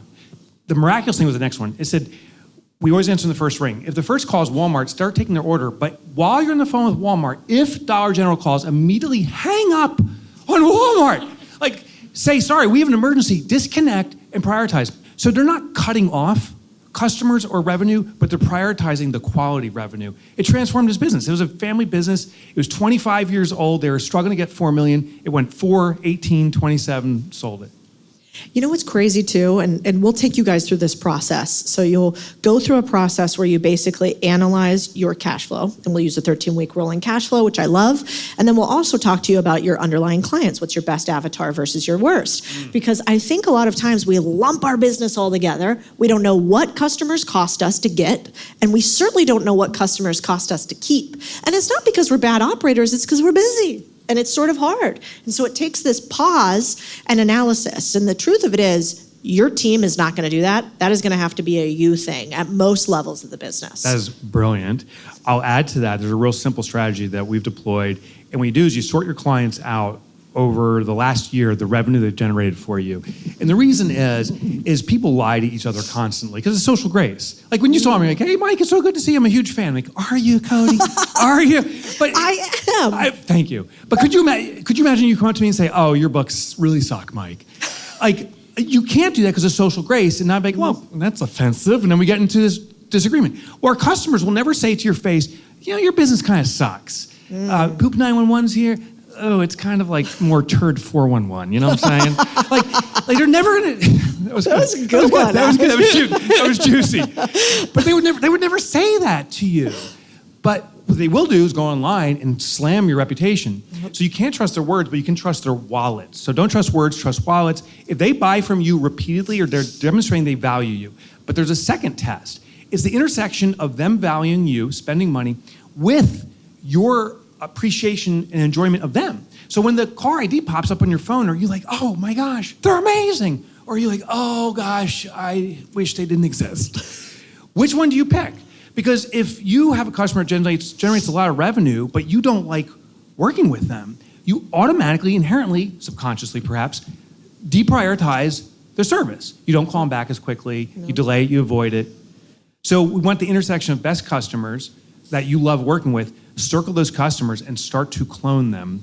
And what I mean by cloning them, I find out where they congregate, where's their associations or communities, where's the people like them hanging out, and I'm going to insert myself there. That's so good. Yeah, we obsess on client avatars, and I feel like the number one thing that most people do wrong in business is they sell demographically as opposed to really nailing their avatar. Like I've never met a 45 to 65-year-old male 40% of the time and 60% of the time a woman. I mean, these days, who knows? But historically, no. And so, you know, I really like this idea of what are the characteristics of this type of avatar? And then how do we go after them? Yeah, and look for the congregation points. So when I'm targeting a market, I'll say, is there an association for this? This is when I'm selling B2B. Is there an association? Is there some kind of meetups or something like that? For example, maybe I'm serving pilots, retired pilots. Well, I'd say, is there a retired pilot association? Which actually I know there is. So that's an opportunity. They're already congregating. But if I look for single moms who hate their mom, that demographic exists, perhaps even in this room. But do they have a meetup club? Maybe not. If they don't have a congregation point, you have to assemble it yourself. It is the most exhausting, time-consuming effort. It rarely fails. So when someone says, I have a niche, it's, I serve single moms who don't like their moms. I mean, that's not a niche because you have to now assemble them together. But if you're serving the airline retired pilot association, I know where they're going. They may have a dedicated podcast and you insert yourself there and they see you ubiquitously. They see you everywhere. So good. Let's zoom out for a second. What does everyone get wrong about making money in business? Okay, so this is very opinionated. It ain't about the money. And you probably heard that before, and when you don't have the money, it's very easy to say. It's very easy to focus on the money, and then when you do have the money, it's very easy to say it ain't about the money. My perspective is both. So I became a multimillionaire when I was in my early 30s. I had an exit to Fortune 500, Robert Half International. You've sold quite. I do remember them. You remember them? They had account temps, office temps. Yeah. I was doing computer crime investigation, and the Enron trial broke. My company, right place, right time, we got the Enron trial. Now, to give context, we were not the prosecution. That's the FBI, the CIA, we were the defense. So if you remember names like Kenneth Lay, Andrew Fastow, they were our clients. They were guilty, by the way. That was their defense. They were guilty. And we got put on the map very quickly. What I assumed was, when I sold that business, and it was a lot of money, I was like, I've arrived. But I really didn't. What I did, and I'm embarrassed to admit this, but it's important to admit it, is I thought I had to show the effects. So I bought all the stable of cars. I got a private place out in Lanai, which is an island owned by Larry Ellison now. For sabbatical, we got a place in a very affluent town in New Jersey where I live. And I'm like, look how important I am, people. And like, no one gives two craps. Then, total idiot, I blew all my money because I thought I knew everything. I knew very little. And with the collapse, no one really cared either. No one really cares. I found the essence of a good business is that it's an expression of our purpose. Like, I know from the interviews I listened that you do, from the literature you put out, you're such an authentic, real human, that this platform is an expression of who you are. Listen, your mom is here. The last time my mom came, I was doing like a puppet show in 3rd grade. Like, that's a dream to have your mom here. Which also indicates the authenticity in this. I think too many entrepreneurs go for the money only to find out that was a mistake. We got to go for it because it's an expression of our heart. That's my opinion. Oh, it's so true. And you know what else is crazy that I love that you talk about often? That statement, "It's never about the money," was so triggering to me when I didn't have any money. I'm like, that's cute, Mike. Like, give me $1 million, I'll figure it out. Right. But what I've increasingly realized is you never don't have enough money, you don't have enough knowledge. That's right. Because if you had more knowledge, you'd see that there are 372 ways to get the cash. Yeah. And the real question is just like, what's the best way? What's the best game you want to play? What's the right game you want to play for you? Who's the right investor? What's the right way to get capital? Like, it's just, then it becomes what's the right fit, never just, it doesn't exist, why don't I have it? Yeah. If I could impart one thing to people more often, it would be that. And that you can make money doing anything, which is great. Pooper scooper. Like, we're just also everybody should just wear their business shirts here because look how much marketing. You guys are going to have like an ad on this podcast. It costs $1 billion, not for you two. Poop 911. Call my ladies. Do you mind if I flip it on? I got a question for you. Yeah. Sure. Yeah. So when it comes about money, I heard recently, and I've experienced this, and I'm curious about you, is there's not a single person who's ever had enough money. So I was talking to personal finance experts as this interview series, and consistently I heard wherever someone is financially today, they feel their freedom is double of their current worth. So if you're worth $100,000, when I get a $200, I'm good. And people too are saying 4, and people in mill are saying 2. So I'm curious, have you arrived financially? Oh, no. No, right? Never. Bullshit. I know, is that But crazy? also true. Yeah. And me neither. Well, even like Mom, we were having this walk this morning. Remember what you asked me? She was like, aren't you proud? Like the headquarters, and look how everything's grown. And because most of my businesses have been remote for many, many years. I ran businesses where we had people all over the world. She's like, you have look, I can touch it, or do you take a second? And I literally was like, it feels like, what did I say? We haven't scratched the surface yet. So I totally think about it 0 at any level but it's also because I love the game. Not necessarily like I want the bank account to be bigger. I still have, don't get me wrong. I mean, what do you ask me every time she sees me? She asks me, but who takes care of the money at your company? Every time, don't you? She's always like, but who's the CFO? Who's in charge of making sure you don't run out of money? Because if you didn't grow up with any money, that's like deep inside all of us. We're just like, but who's in charge, and are they stealing from us? Yeah. And the answer is like, yeah, people are gonna steal from you at some point. That is true. And it'll also be fine, and you'll keep going. But yeah, I agree. I don't think there's ever enough, but if you can flip it to stop talking about the dollar amount and start talking about like, it's never enough because I just want to see what am I capable of? Like, I want to die having squeezed every last drop out of me. That's when I think it starts to get fun. 100. You've seen the rarest of things, which is you lost it all. Yeah. And I think that is off. How many people here are almost more scared of people knowing that you lost it all and like seeing the flame out than actually not having the cash? Who else? I see a lot of nodding. Yeah. Like, I think that is what scares us. But you're a perfect example of like, I was there. Nobody fucking cared, and I'm fine. No one cares. That's wild. Like, no one cares. And it is true that saying that the people who do care don't matter, and the people that matter, do care.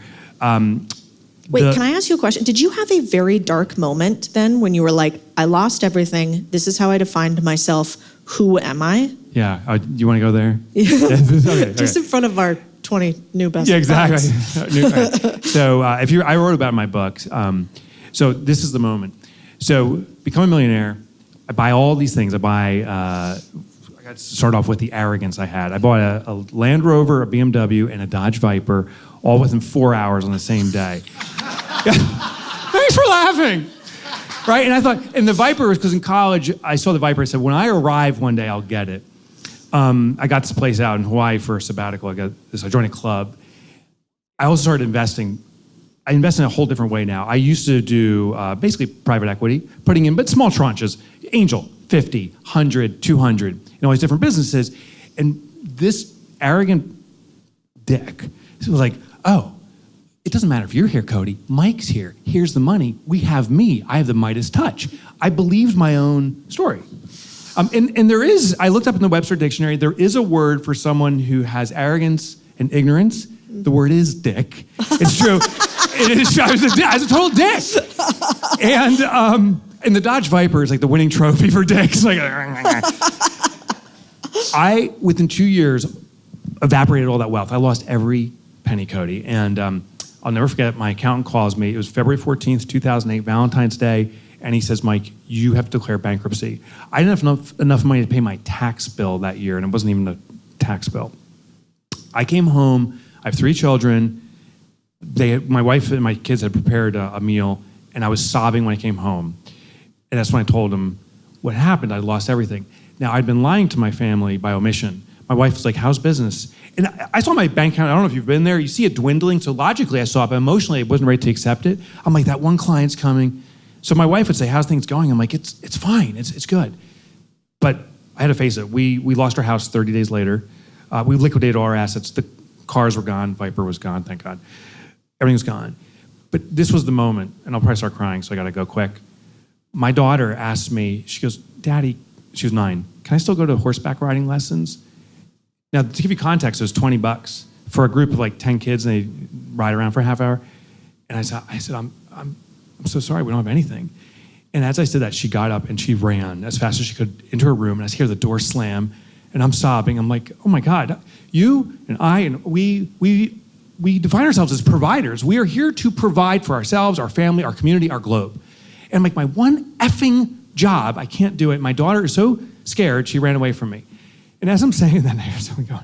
The door comes swinging open, and she comes running down with those gangly legs, and she has a piggy bank in her hand. And she goes, Daddy, Daddy. She goes, I'll pay our bills.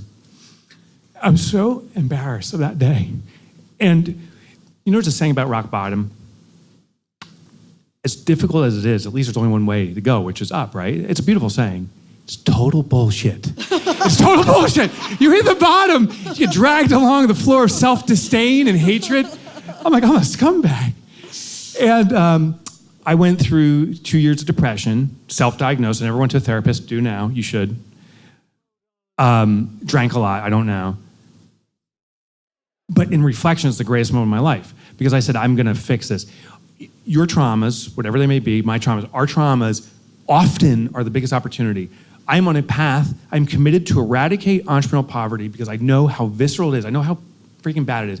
I am committed to make every entrepreneur I come in contact with as profitable as possible. Because honestly, I need to learn that for myself. What we teach is what we need to learn. And so I'm just putting it out there, putting it out there, putting it out there. I'm not great with money. I'm better. But God, I'm never going to stop teaching it. I love that. How many of you guys resonate with that? And you've had, yeah. I mean, my dad calls it the head in the hands in the dark with no idea what to do moment. And I've had one too. What was yours? Mine was the same thing. A company was almost out of cash that we had, and I didn't tell anybody. And mine was like really, it was almost so fast. It was like a cancer diagnosis where you die the next 30 days. Like I didn't know. I didn't really have the slow burn. We had made a terrible mistake in a business. And it's often, I think mistakes are usually who's, not how's. Yeah. And so I had trusted somebody, and that was my fault. And I had let them have too much control over one of these businesses. And the way that they had reported it had not really anticipated some expenses we were going to have, and also that we would have seasonality in the business. And I was so embarrassed about it that I called him in the middle of the night, and he said 2 things to me. He said, one, when we step on a nail at a construction site, we don't ask how we got there, what happened, what's going on, do I take a bubble bath so I feel better? We pull out the fucking nail. And so he goes, you're gonna do the hard thing. You're gonna do the hard thing right now, which is you're gonna look at your business, and that's why I obsess for all of you guys on making sure that when you are in that poverty center, how do we get out of it immediately? How do we, fuck the emotions, fuck the feelings, we pull out the nail. You don't wonder how the nail got there. You fix the safety issues later, you wear better boots the next time. And so, he did a really good job of snapping me out of it, of saying, instead of staying here worrying about it, which is why I'm always saying to you guys, money really likes speed. He basically was like, why would you worry about this one more second? You're not gonna sleep anyway tonight, stay up. Stay up, let's look at the books, let's fix this. And what I've found in investing in hundreds of businesses now, it's almost always fixable, to your point. Almost always. But the reason it won't be is because you don't move fast enough, you don't have people who have been there before around you, and you don't focus on profit. You focus on what is gonna look good, what is gonna be okay. Yeah. Like, sometimes you gotta do the really awful thing, which is rip off the Band-Aid. But I'm so glad you talked about that, because one of our missions here is, we've looked a lot at the data surrounding small business, and most small businesses fail. That is true. Most of them do. Nobody talks about it. Most of them do. And a lot of the reason why, I think, is due to not having systems of control for situations in which emotion gets high. You have a ton of systems and stories and ways that you kind of are honest about yourself. You keep yourself in your, I'll call it your bumper lanes, because you know that you have self-awareness to be like, I'm not the best with money. The people that get in trouble are the ones that think they're the best with it, right? And so I want to talk about a couple of things. You can kind of pick which one. I want to talk about either the pumpkin plan, or I want to talk about clockwork, or I want to talk about beacon. Do any of those speak to you in this? Yeah, they do. So I'd say pumpkin plan to start. What I did, just to give context, that's one of the books I wrote.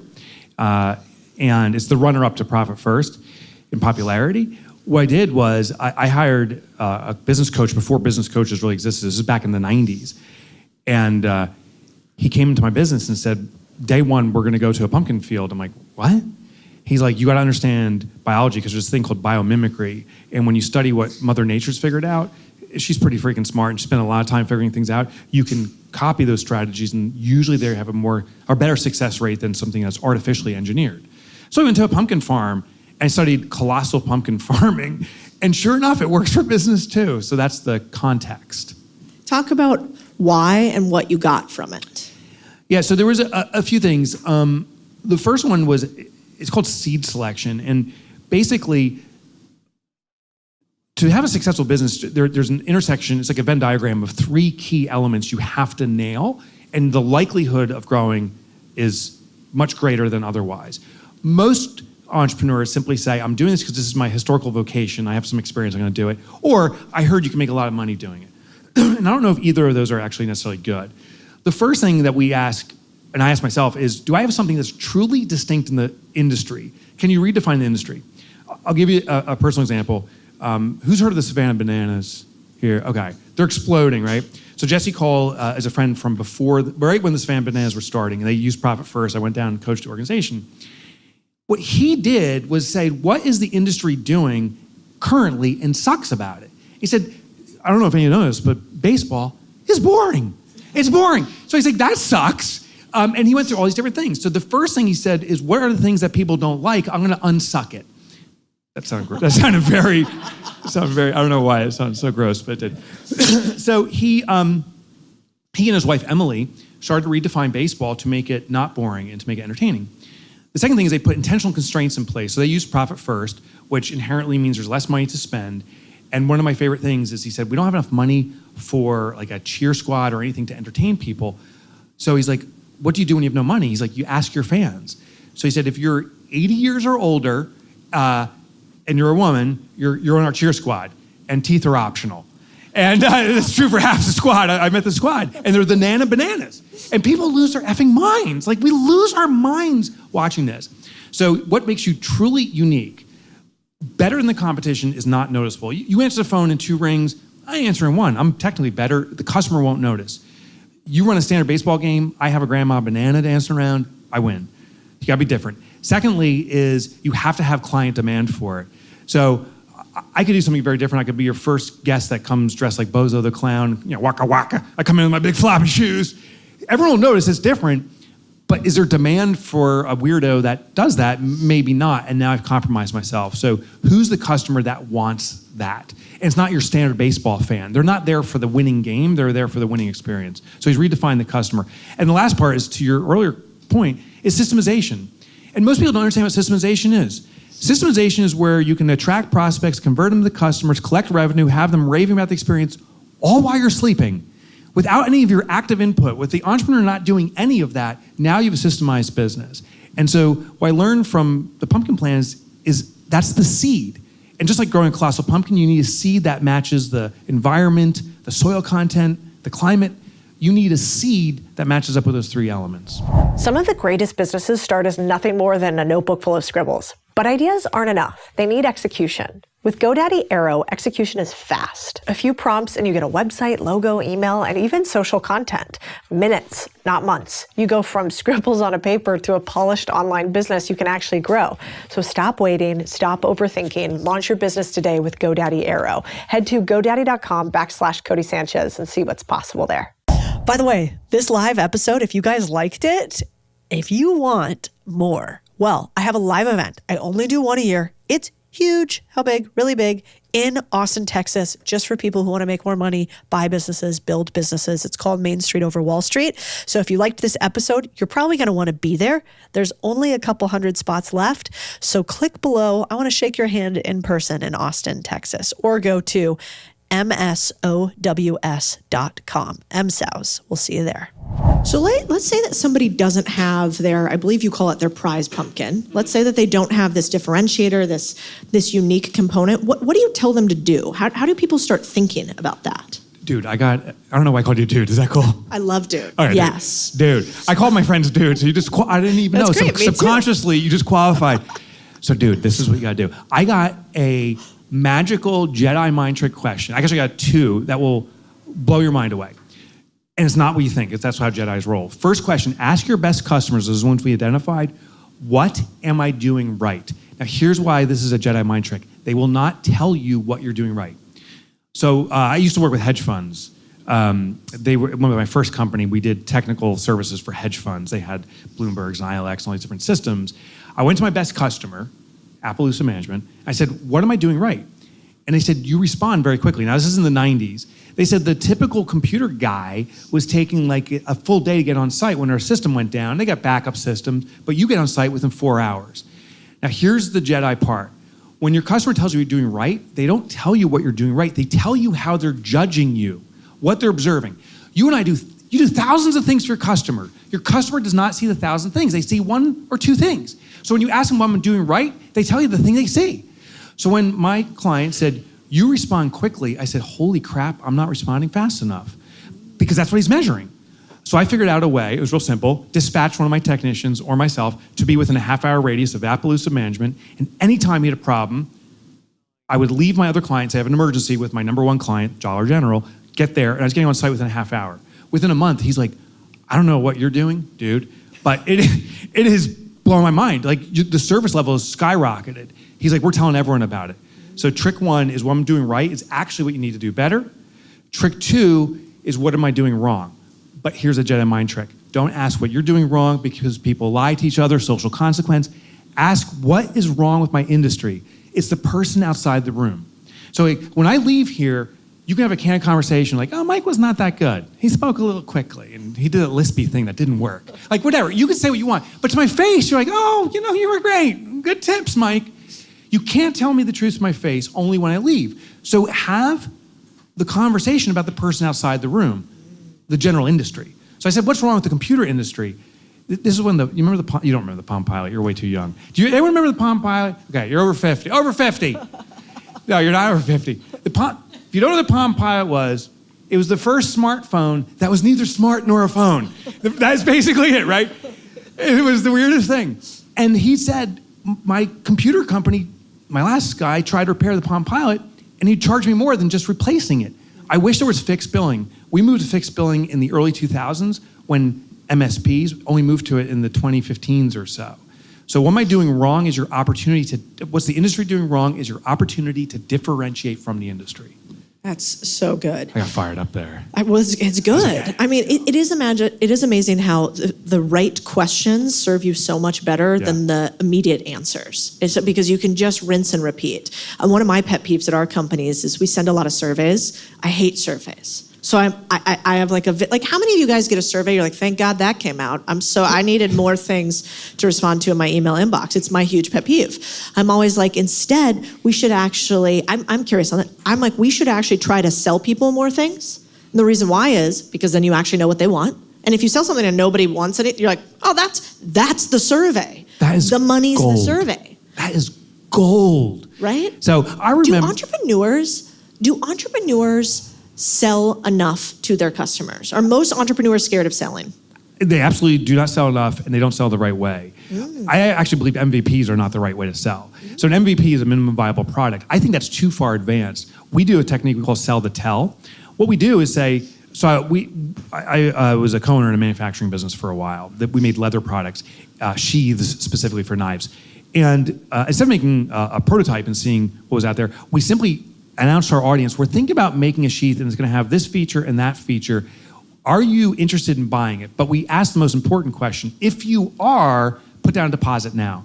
People speak the truth through their wallets. I was actually thinking about doing a conference at my old high school, but to pull it off, we needed 250 people there. Reached out to our audience. We had 75 people put a deposit down, and we said, no, this isn't going to go, and refunded their deposits. Ironically, prior to that, our marketing team said, well, why don't we just ask? We had over 1,000 people say, oh, I'm in. That's amazing. And if we acted on that, we would have blown money and embarrassed myself at my old high school. I'm always scared people aren't going to show up for my parties. Oh, cool. Rock and roll. Literally every time. Still, it never stops. Okay, so you sell to tell, which I love. Yeah. Do you have any good frameworks for how to know if you are selling enough as an entrepreneur? It's one of my beliefs that most entrepreneurs are too scared to sell, and so they don't do it frequently enough. How do you know if you're selling enough? The act of selling as opposed to the dollar number. 100%. Yeah. Are we asking our customers for enough things? Are we asking for enough upsells? Are we? What is our relation between content and actual conversion? Yeah, I think the two indicators is if you have customers come back to you and say, please stop that, that's a good indicator, and listen up, particularly your quality clients. Often we listen to the one naysayer who doesn't matter, like, you sell so much, you totally suck, and they've never bought from you, and they're like, oh, I'm so sorry, I'll never sell again. So listen to your best customers. Secondly is if you see every time you sell a decline in purchasing, and I've seen that before, that someone sells so much, people are like, you know what, I'm just turned off to you. All you do is sell. I think we have to care for our customers at an amplitude of a 5 to 1, maybe a 10 to 1. Just acts of service, caring for them, educating them, entertaining them, because that builds reciprocity, and then the sell becomes obvious. But I think particularly small businesses serve at like 100 to 0. Like all they're doing is like, I love my community, I'll do anything for them, and they don't monetize it. I would say, Cody, your customers, people in this room, my customers, not in this room, maybe, want us to be profitable. And your clients want you to be profitable. In fact, it's the number one customer, number one person in your life that wants to be profitable is not you, it's actually your customer. And we don't believe that. Could you imagine, you go to see your doctor, you have a heart situation, you rush in, Dr. 1 comes out and she says, here's the situation, I'm not profitable. I'm nearly broke. I'm really panicked for money. I'm just selling anything to anyone, and I've decided to generalize. I'm going to do neurosurgery, pediatrics, geriatrics, anything with an actix, I'm in. Dr. 2 comes out, and she says, I am wickedly profitable. I make a boatload of money because I am wildly successful at what I do. In fact, all I do is serve this one situation. Which doctor are you going to pick? Dr. 2. You want your doctor to be profitable. And listen, maybe you're not providing life-saving services. You're providing life-altering services. Your customers want to know that you're profitable because then you treat them as the number one customer. They won't say, hey, can you charge me more? Can you rip me off a little? But they will say, I want your undivided attention. I want the best of you. And all those things are indicators of I want you to be profitable. I see you. I see you. Well, it's such a good point. I mean, I don't know if anybody else feels like Mark Zuckerberg knows their purchasing pattern better than their husband does, but like Mark's got me on Instagram. Those ads come up, I want to buy. But if I go to double click on a shirt or an outfit, and the cost of that shirt or outfit is like $7.99, I don't buy. Why? Because I think the quality is going to be bad, because I think it's not actually going to be a good service. So not only do I think we don't sell enough, I think we price ourselves out of deals all the time because we're the cheapest, because we're like, oh, no, I want to overserve the customer. No, you lost my business because I don't trust that it could be quality at that price. And so I want to talk a little bit. You have multiple. Can I add to that real quick? Yeah, that's what I want you to do. So I would buy that $7 shirt. And I think what's important about that is you have to bifurcate your customers. A large majority of customers are the cheapo customers. And that's me in that situation. But you care about the quality of your clothing, and therefore you're going to pay a premium. Now, I play guitar. I bet you if I saw a $1,000 guitar, I might buy it. I don't know if you play guitar. Do you? Okay. So you'll buy the $7 guitar, I suspect. And what price dictates is the quality of customer. You will find customers at the lower price point. And for anyone here that sells at a low price point, if you ever found that your customers are really bitchy and moany and they really suck, it's because you're attracting the shit customer, the one who says, I don't really care about this, I just need a shirt, so I'll pay the $7. And that's why I think we need to have a higher price. We get a higher value customer that's more vested in the outcome, and they're actually a higher quality customer. What do you think about, I tend to think that when you solve rich people's problems, they pay more and they appreciate it more, by and large. And when you're a junior entrepreneur, or not even junior, when you're not the best entrepreneur in the world, I almost like solving more luxury problems because there's more margin in them typically, and you don't have to get as many. So it doesn't have to be such a volume game until you're good. Do you think that's true? Or do you think when you go and serve luxury customers, you better be luxury, you better be top tier, you better be great? Great. That's a good question. I think the quantity game is really difficult to compete in because you only become profitable when you can handle that volume, which means exacting systems. That's why Walmart's so good. But they have to demand from their providers that it has to arrive at 10:30 and there has to be a SKU at a certain point. Small businesses, we don't have the resources typically to pull that off, so that's very difficult. When it comes to quality I think is misunderstood. Quality, I think we hear that and we say, well, it's a special fabric or it's something that's really of long-lasting value. But quality simply means distinct. I'll give you an example. My youngest son, this is like a bad father moment. When he was 6 years old, I wanted to show him what devotion and commitment was, and it was the Olympics. It was like the Beijing Olympics. Michael Phelps wins like gold number 1 billion. And in this particular race, I don't know if you all remember, he was actually in 3rd place, and he's swimming like super hard, and there's like 3 meters to go. He's in 2nd place. There's a meter to go, and the person in the lead, I think from the Ukraine, is reaching out to touch the wall, and Phelps jumps out of the water like a shark and slaps the wall. And there's like this long pause, and it pops up, and Michael Phelps won by 0.001 seconds. And I jump up, I'm watching my son, I'm like, Jake, that's the world's best. That's how you do it. Total commitment, total devotion. That's the highest level performer. And he looks at me, he goes, but Daddy, Michael Phelps isn't the world's best. Jimmy Mickeldorf is. Now, here's the bad dad moment. I said, who the fuck's Jimmy Mickeldorf? I never heard of it. He's like, Daddy, he's in kindergarten. Never say it to your kids, by the way. He goes, Daddy, Jimmy's in my kindergarten class. He can swim across Mountain Lake. It's a lake near us. And he's like, he's the only kid in the world that can do it. I was like, oh my gosh. So the context of the best and quality is the context of the consumer's world. For me, it's the Olympic stage. For him, it's his kindergarten class. And Susie can make the biggest cannonball. She's a rock star for him. And it's like, oh my gosh, I'm such an idiot. So when it comes to quality, I just ask, we have to know who our customer is. And what can we do that's unique and distinct to them they never experienced before? And now you've introduced quality. That's so good. Let's talk about distraction a little bit. You have a lot in multiple of your books. I think I'm referencing the pumpkin plan more here, but how do you personally decide when to double down on an idea versus when to call it a distraction and cut it? Yeah.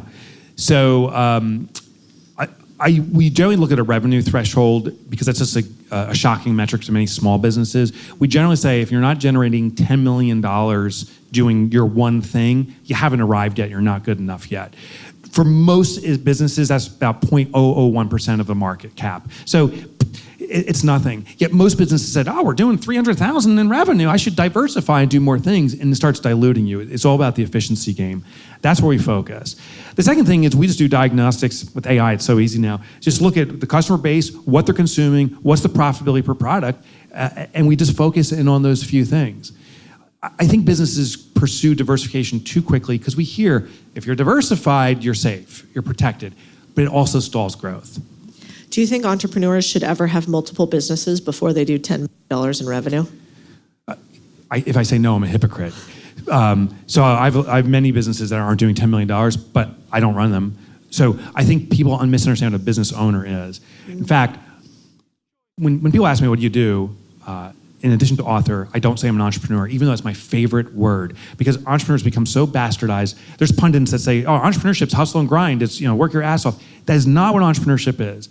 You were sharing something that I hope people took notes down. 6%, you said, of the world population runs a business. I'll give you the data behind this because I'm really into the numbers. 17% of the population ever attempts to start a business. So if you think about kindergarten and the 20 kids in your class, 3 kids, maybe 4 kids ever attempt to start a business. 20% ever start a business and after 5 years are doing it on a profitable, sustainable basis. That's 3%. So the 6% who are running a business, half of them are actually pulling it off after 5 years. And that's how the math works. Which means if you ever thought about who was the weirdo in your kindergarten class, it was you. You're a weirdo. For some messed up part of your mind's like, oh, I can start a business and make money. The number one job of an entrepreneur is not to do the job. The number one job of an entrepreneur is to create jobs for the other kids in your class. 19 kids in your kindergarten class want good jobs with good companies to live a good life with just good experiences. If you are doing the work in your business, you're failing the responsibility of an entrepreneur. Your job, my job, our job is to create jobs for the other 97% of the global population. Yet most entrepreneurs are doing the work. So, let me get off my soapbox for a second. I don't call myself an entrepreneur anymore because unfortunately we're told that means to work in our business. I call myself a shareholder because I also own public stock and I'm a shareholder in my business. And when someone says, what are you? I say I'm a shareholder of a small business. They're like, what does that mean? I'm like, oh, I own the stock. I share in the profit and I give strategic direction. I vote, but I don't do any of the work in the business. So for every one of the companies, we have a president, we have a C-suite, if you will, and these are some of the small businesses. C-suite could be like 6 people in the entire company, but I am not in the business doing the work. So cool. Let's talk about beacons. So you referenced a study about football fields and blindfolds. But how do you stay on course in a business and not get distracted? So the study, this is my book actually called Fix This Next. What I found is most entrepreneurs are reactionary. And there was a study of a woman named Amanda Eller from the state of Hawaii back maybe 10 years ago. And it's a common story. She was just a unique global phenomena. She went for a hike on a path she always does. Halfway through a hike, it was like a 5-mile hike, she sees a fallen tree and she decides to sit down and meditate. She comes out of her meditation, she picks a path, the key variable being a path, starts walking. She's like, oh God, I'm disoriented, I'm not in the right spot. 17 days later, she's found clinging to life by a rescue crew. What's interesting about the story is she was a half mile from her car. She started walking in circles. Without a beacon, this happens over and over, people get lost. In this German study, they took people on a football field and they put like a sleep mask on them and said, find your way across.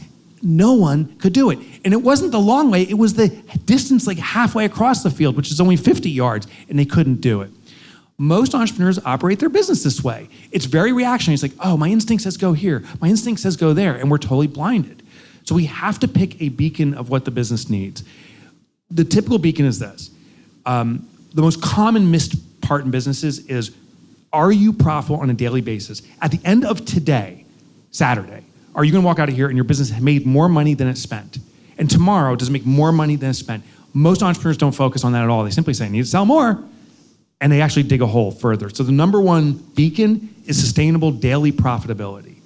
The second beacon after that, once you nail your profitability, you can use profit first to do that. Number 2 is efficiency. And I'll give you the hack to efficiency that most people don't do. Most people say, oh, I gotta learn how to delegate. Question, who here has a personal assistant? Raise your hand, live audience. Okay, hands down. Hands down. Who does not have a personal assistant? Okay, keep your hands up. You are the personal assistant. If your hand is up right now. It is the biggest flaw in small business. Everyone that just raised your hand, hire a personal assistant stat. And they don't have to be full-time. They can work 1 hour a month. And it's not to have someone doing work for you. It's so you can learn how to delegate to other people. It is the biggest weakness most entrepreneurs have, is the ability to delegate. Second tip, most people delegate the wrong thing. What don't I like to do? I don't like doing this. I'm going to delegate it. Wrong. What do you love to do so much you'll never give it up? Delegate that. Because when you can delegate your passion, you'll learn to delegate the entirety of your business. Love that. Yeah, I mean, Zach, you know what one of the first things we do in the boardroom is, which is yell at you guys to get VAs, right? He's nodding his head, yes. And that is because you're right. Otherwise, that means you do not value your time more than minimum wage offshore labor. And like, you got to look at yourself in the face and think about that for a second. You are saying your time is not worth more than a couple of dollars per hour. And if that is true, then are you really a business owner? And I think the answer to that is no, you're an employee. You're still in employee status. And one of the first things we do in our groups is say, let's offload some of these. Let's kill the zombies, let's cut the weight, and let's offload the things that you should never be doing in the first place. And now there are incredible systems to do that. And we'll talk about that later today as well, as Zach knows. Okay, I want to talk about, let's talk about profit first. Many people think revenue minus expenses equal profit, and profit is the last part of the equation in business. You famously argue the opposite. Let's talk about what the profit first framework is. So after struggling with my own finances, I looked at my businesses historically, and while they grew, and I did sell 2 businesses, they were never profitable. And so they were strategic acquisitions. I was lucky to get out. Most people will never sell their business. So I ran the data. There was a study from the SBA in conjunction with a major bank. They identified 83% of small businesses in the US, there's 36 million of us now, under 25 million in revenue are considered a small business. So it's probably the majority of this room. 83% of us are surviving check by check. And probably everyone in this room, in part, started your business for financial freedom. So I'm like, oh, we started a business for financial freedom, but no one pulls it off. What's wrong with us? And then I was looking at the formula one day, I said, holy crap, that formula is wrong. It makes logical sense. Sales or revenue, you subtract expenses, what's left over is profit. Totally makes sense. It does not make behavioral sense. It is human nature. What comes first gets done. What comes last gets ignored. The manana syndrome. We are told profit comes last. It's the bottom line last. It's the year end last. It's all last. And so most business owners, and how I ran my business, I'd wait till the end of the year. I'm like, shucks. I wouldn't use the word shucks, but your mom's here. I'm like, shucks. I could never swear in front of my own mom, but I'm F-bombing here. I would go, shucks, I don't have any profitability. Maybe next year. And that was the fundamental flaw. Once I took my profit first, I started becoming profitable every day. It's the pay yourself first principle applied to business. And this goes back to biblical times. It's like nothing new. In the Bible, they talk about tithing and the necessity of putting money aside. It's been modernized in tons of personal finances. We're told to have a 401k, pay yourself first. And yet in a business, we don't do it. So it's literally that simple. And it ain't a shell game. It leverages, I'm into behavioral principles, a thing called Parkinson's law.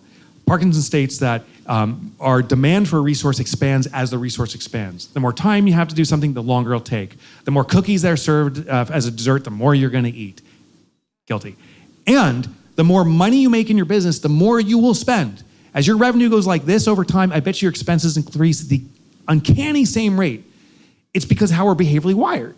So what we're gonna do is starting today, every time sales comes in, like today, take a percentage. You wanna have 10% bottom line? Take 10%. 20, great, take 20%. Take that profit, hide it from your business, and now your business tells you what's available to run your business. What I say is profit first doesn't fix your business, it tells you what needs to be fixed within your business. Because if you want that profit number, it'll tell you you don't have enough, your prices are wrong, you gotta fix your margins, inefficient, over costs, all that stuff. I love that. We'll do an activity, I think, later today that talks about, like, we like to have people actually think about where in your business can you cut costs immediately. Yeah. It's like, because it's hard to make new sales, right? You're like, yeah, I'd love to go right now, close a bunch of new business, go out there, execute on it. Can be hard. Yeah. You don't always have control over that immediately, but somewhere in your business is sitting some cash. And so we have a process, Carter's really good at this, where we go through and analyze again and again, where in your business do you have hidden money? And it's not the sexiest of things, because nobody's like, I saved $1,000 today. Yeah. You're like, I closed a bunch of new clients. That's way sexier. Yeah. Who gets paid the most? Salespeople. Who gets paid the least? Accountants. And yet, accountants are more consistent. And so I really like this. That's brilliant. There's a little hack you can do. Let's do it. Get a credit card, a new credit card. This sounds crazy, for your business. You can do it in your personal finances too. Move all your subscriptions to that one card and get paper statements. I did my personal finances. I'm like, I probably spend, a couple $100 maybe on subscriptions. Holy crap, I spent $500. I got like the Hydro system. I got the Peloton. I've got Netflix. And I was like, what am I doing? I'm not using half this stuff. You got to make it visceral, and you got to make it conscious as opposed to subconscious. In your business, set up a dedicated cart just for your subscriptions, and you'll see how much you're spending. It's the first way to get control of that stuff. I love that. Yeah, I mean, and I want to open it up from questions here at the end, so think about it for a second. Have your questions kind of ready. The other thing I think we don't think about enough as business owners is investing in ourselves. Yeah. And I know it sounds a little cheesy because it's so much easier to say, I invested in the business here. I hired a new person. But I found that if we don't become better, our business never gets better. And so I'm curious, you've been in the sort of educational business for a long time. Do you still have coaches and mentors? Yeah. How do you think about investing in yourself as the entrepreneur and getting better? Is that important to you? Yeah, so wickedly important, surprise. What I do is identified what is the role that I enjoy the most, meaning gives me the most joy. But first I had to eradicate myself from doing it. So let me explain. I get the most joy from being a spokesperson for my brand, okay? I realize that requires a lot of public speaking. And I realized if I'm the only person doing it, I become the linchpin for my business. So first I educated about 50 people on speaking on Profit First. In fact, there's like 3 Profit First keynotes going on today, and I'm not doing any of them. So that's the first thing. So I'm not necessary. Then I said, okay, well, I own the business, and I want to do what gives me joy. I'm not going to sit on the beach and stuff. So I'm going to reinsert myself, and I want to be the best spokesperson I can. So I go to improv classes. I study comedy. I look at what do my contemporaries do, and most people sit behind a dais and like I'm like, that's the one thing I can't do. I have to be different. So I study theatrics, performance, all those things constantly. I have a speaking coach who comes to my events and critiques me sometimes live. Like he'll be doing signals. He'll sit in the front row. He's like, doing like we have these hand signals. Like, oh gosh, hands out of your pocket. Named John Bates. So I very much invest in that. I think for any of us, this is human nature. We can be super elite at very few things, but pick that thing, and then you become the Michael Phelps or the Jimmy Mickeldorf of your category. Well, it's now you all know Jimmy Mickeldorf. No, poor Jimmy. Dude, I wonder where Jimmy. he is today. I know. You know. He's like 20 years old now. He's never had a girlfriend as a result because of me. I love that. Thank you. I think a lot of times we need to give ourselves permission to spend time getting better, because it feels like there's too many things to do every single day, and it might even feel like a little bit of a luxury. And I'm a big believer that, if we don't spend money becoming the best CEO we can be, then how can we hire the best talent who can then be talking on other stages, who can then be growing the business? Like, you cannot attract what you are not. And so I think you have to keep becoming better if you want to attract better people. Okay, yes. I have one last question that I'm going to open it up for you guys. You often talk about building a business that runs without you. What's the first system every owner should put in place? Oh, we do this with every business we invest in. We immediately schedule a 4-week vacation for the business owner within 1 year of today. And I challenge you right now, in your calendar, put a 4-week vacation. That's 1 month away from the office. Tell your loved one, you're going on vacation with them perhaps. Tell your kids. They're the ultimate accountability mechanism. And if the thought of that gives you a heart attack, and when most business owners it does, that's the first indicator we do not have a systemized business. If you can extract yourself from a business for 4 consecutive weeks, we actually turn off your email, full shutdown. It changes the mindset from how am I going to be the superhero again today to how am I going to get the business operating without me? And that's what we do. That's the first thing. At what level of revenue or existence of a business do you put this into place? We've done like a $100,000 business. And it's like, how can you do it that? It's a one-person business. Even if you're a one-person business, you have vendors, maybe you're not employees, you have clients, you can make your clients work for you. I grew up in the day where you had catalogs and you want to order that nice expensive shirt of yours, you call up and the operator would be like, oh, what's your address? And you say, it's 12 Main Street. And you're like, what was that? Vane Street? No. Now they have customers doing the work. We actually go on the web and we're like, click, click, click, 12 Main Street, ha, ha, ha. Like, we think it's cool entering the data for them. So you can actually train your customers to do the work for you. Your doctor, your GP has you fill out this ridiculously long form for you. You're doing the work. I'm like, this is amazing. So even if you're $100,000, you can do it.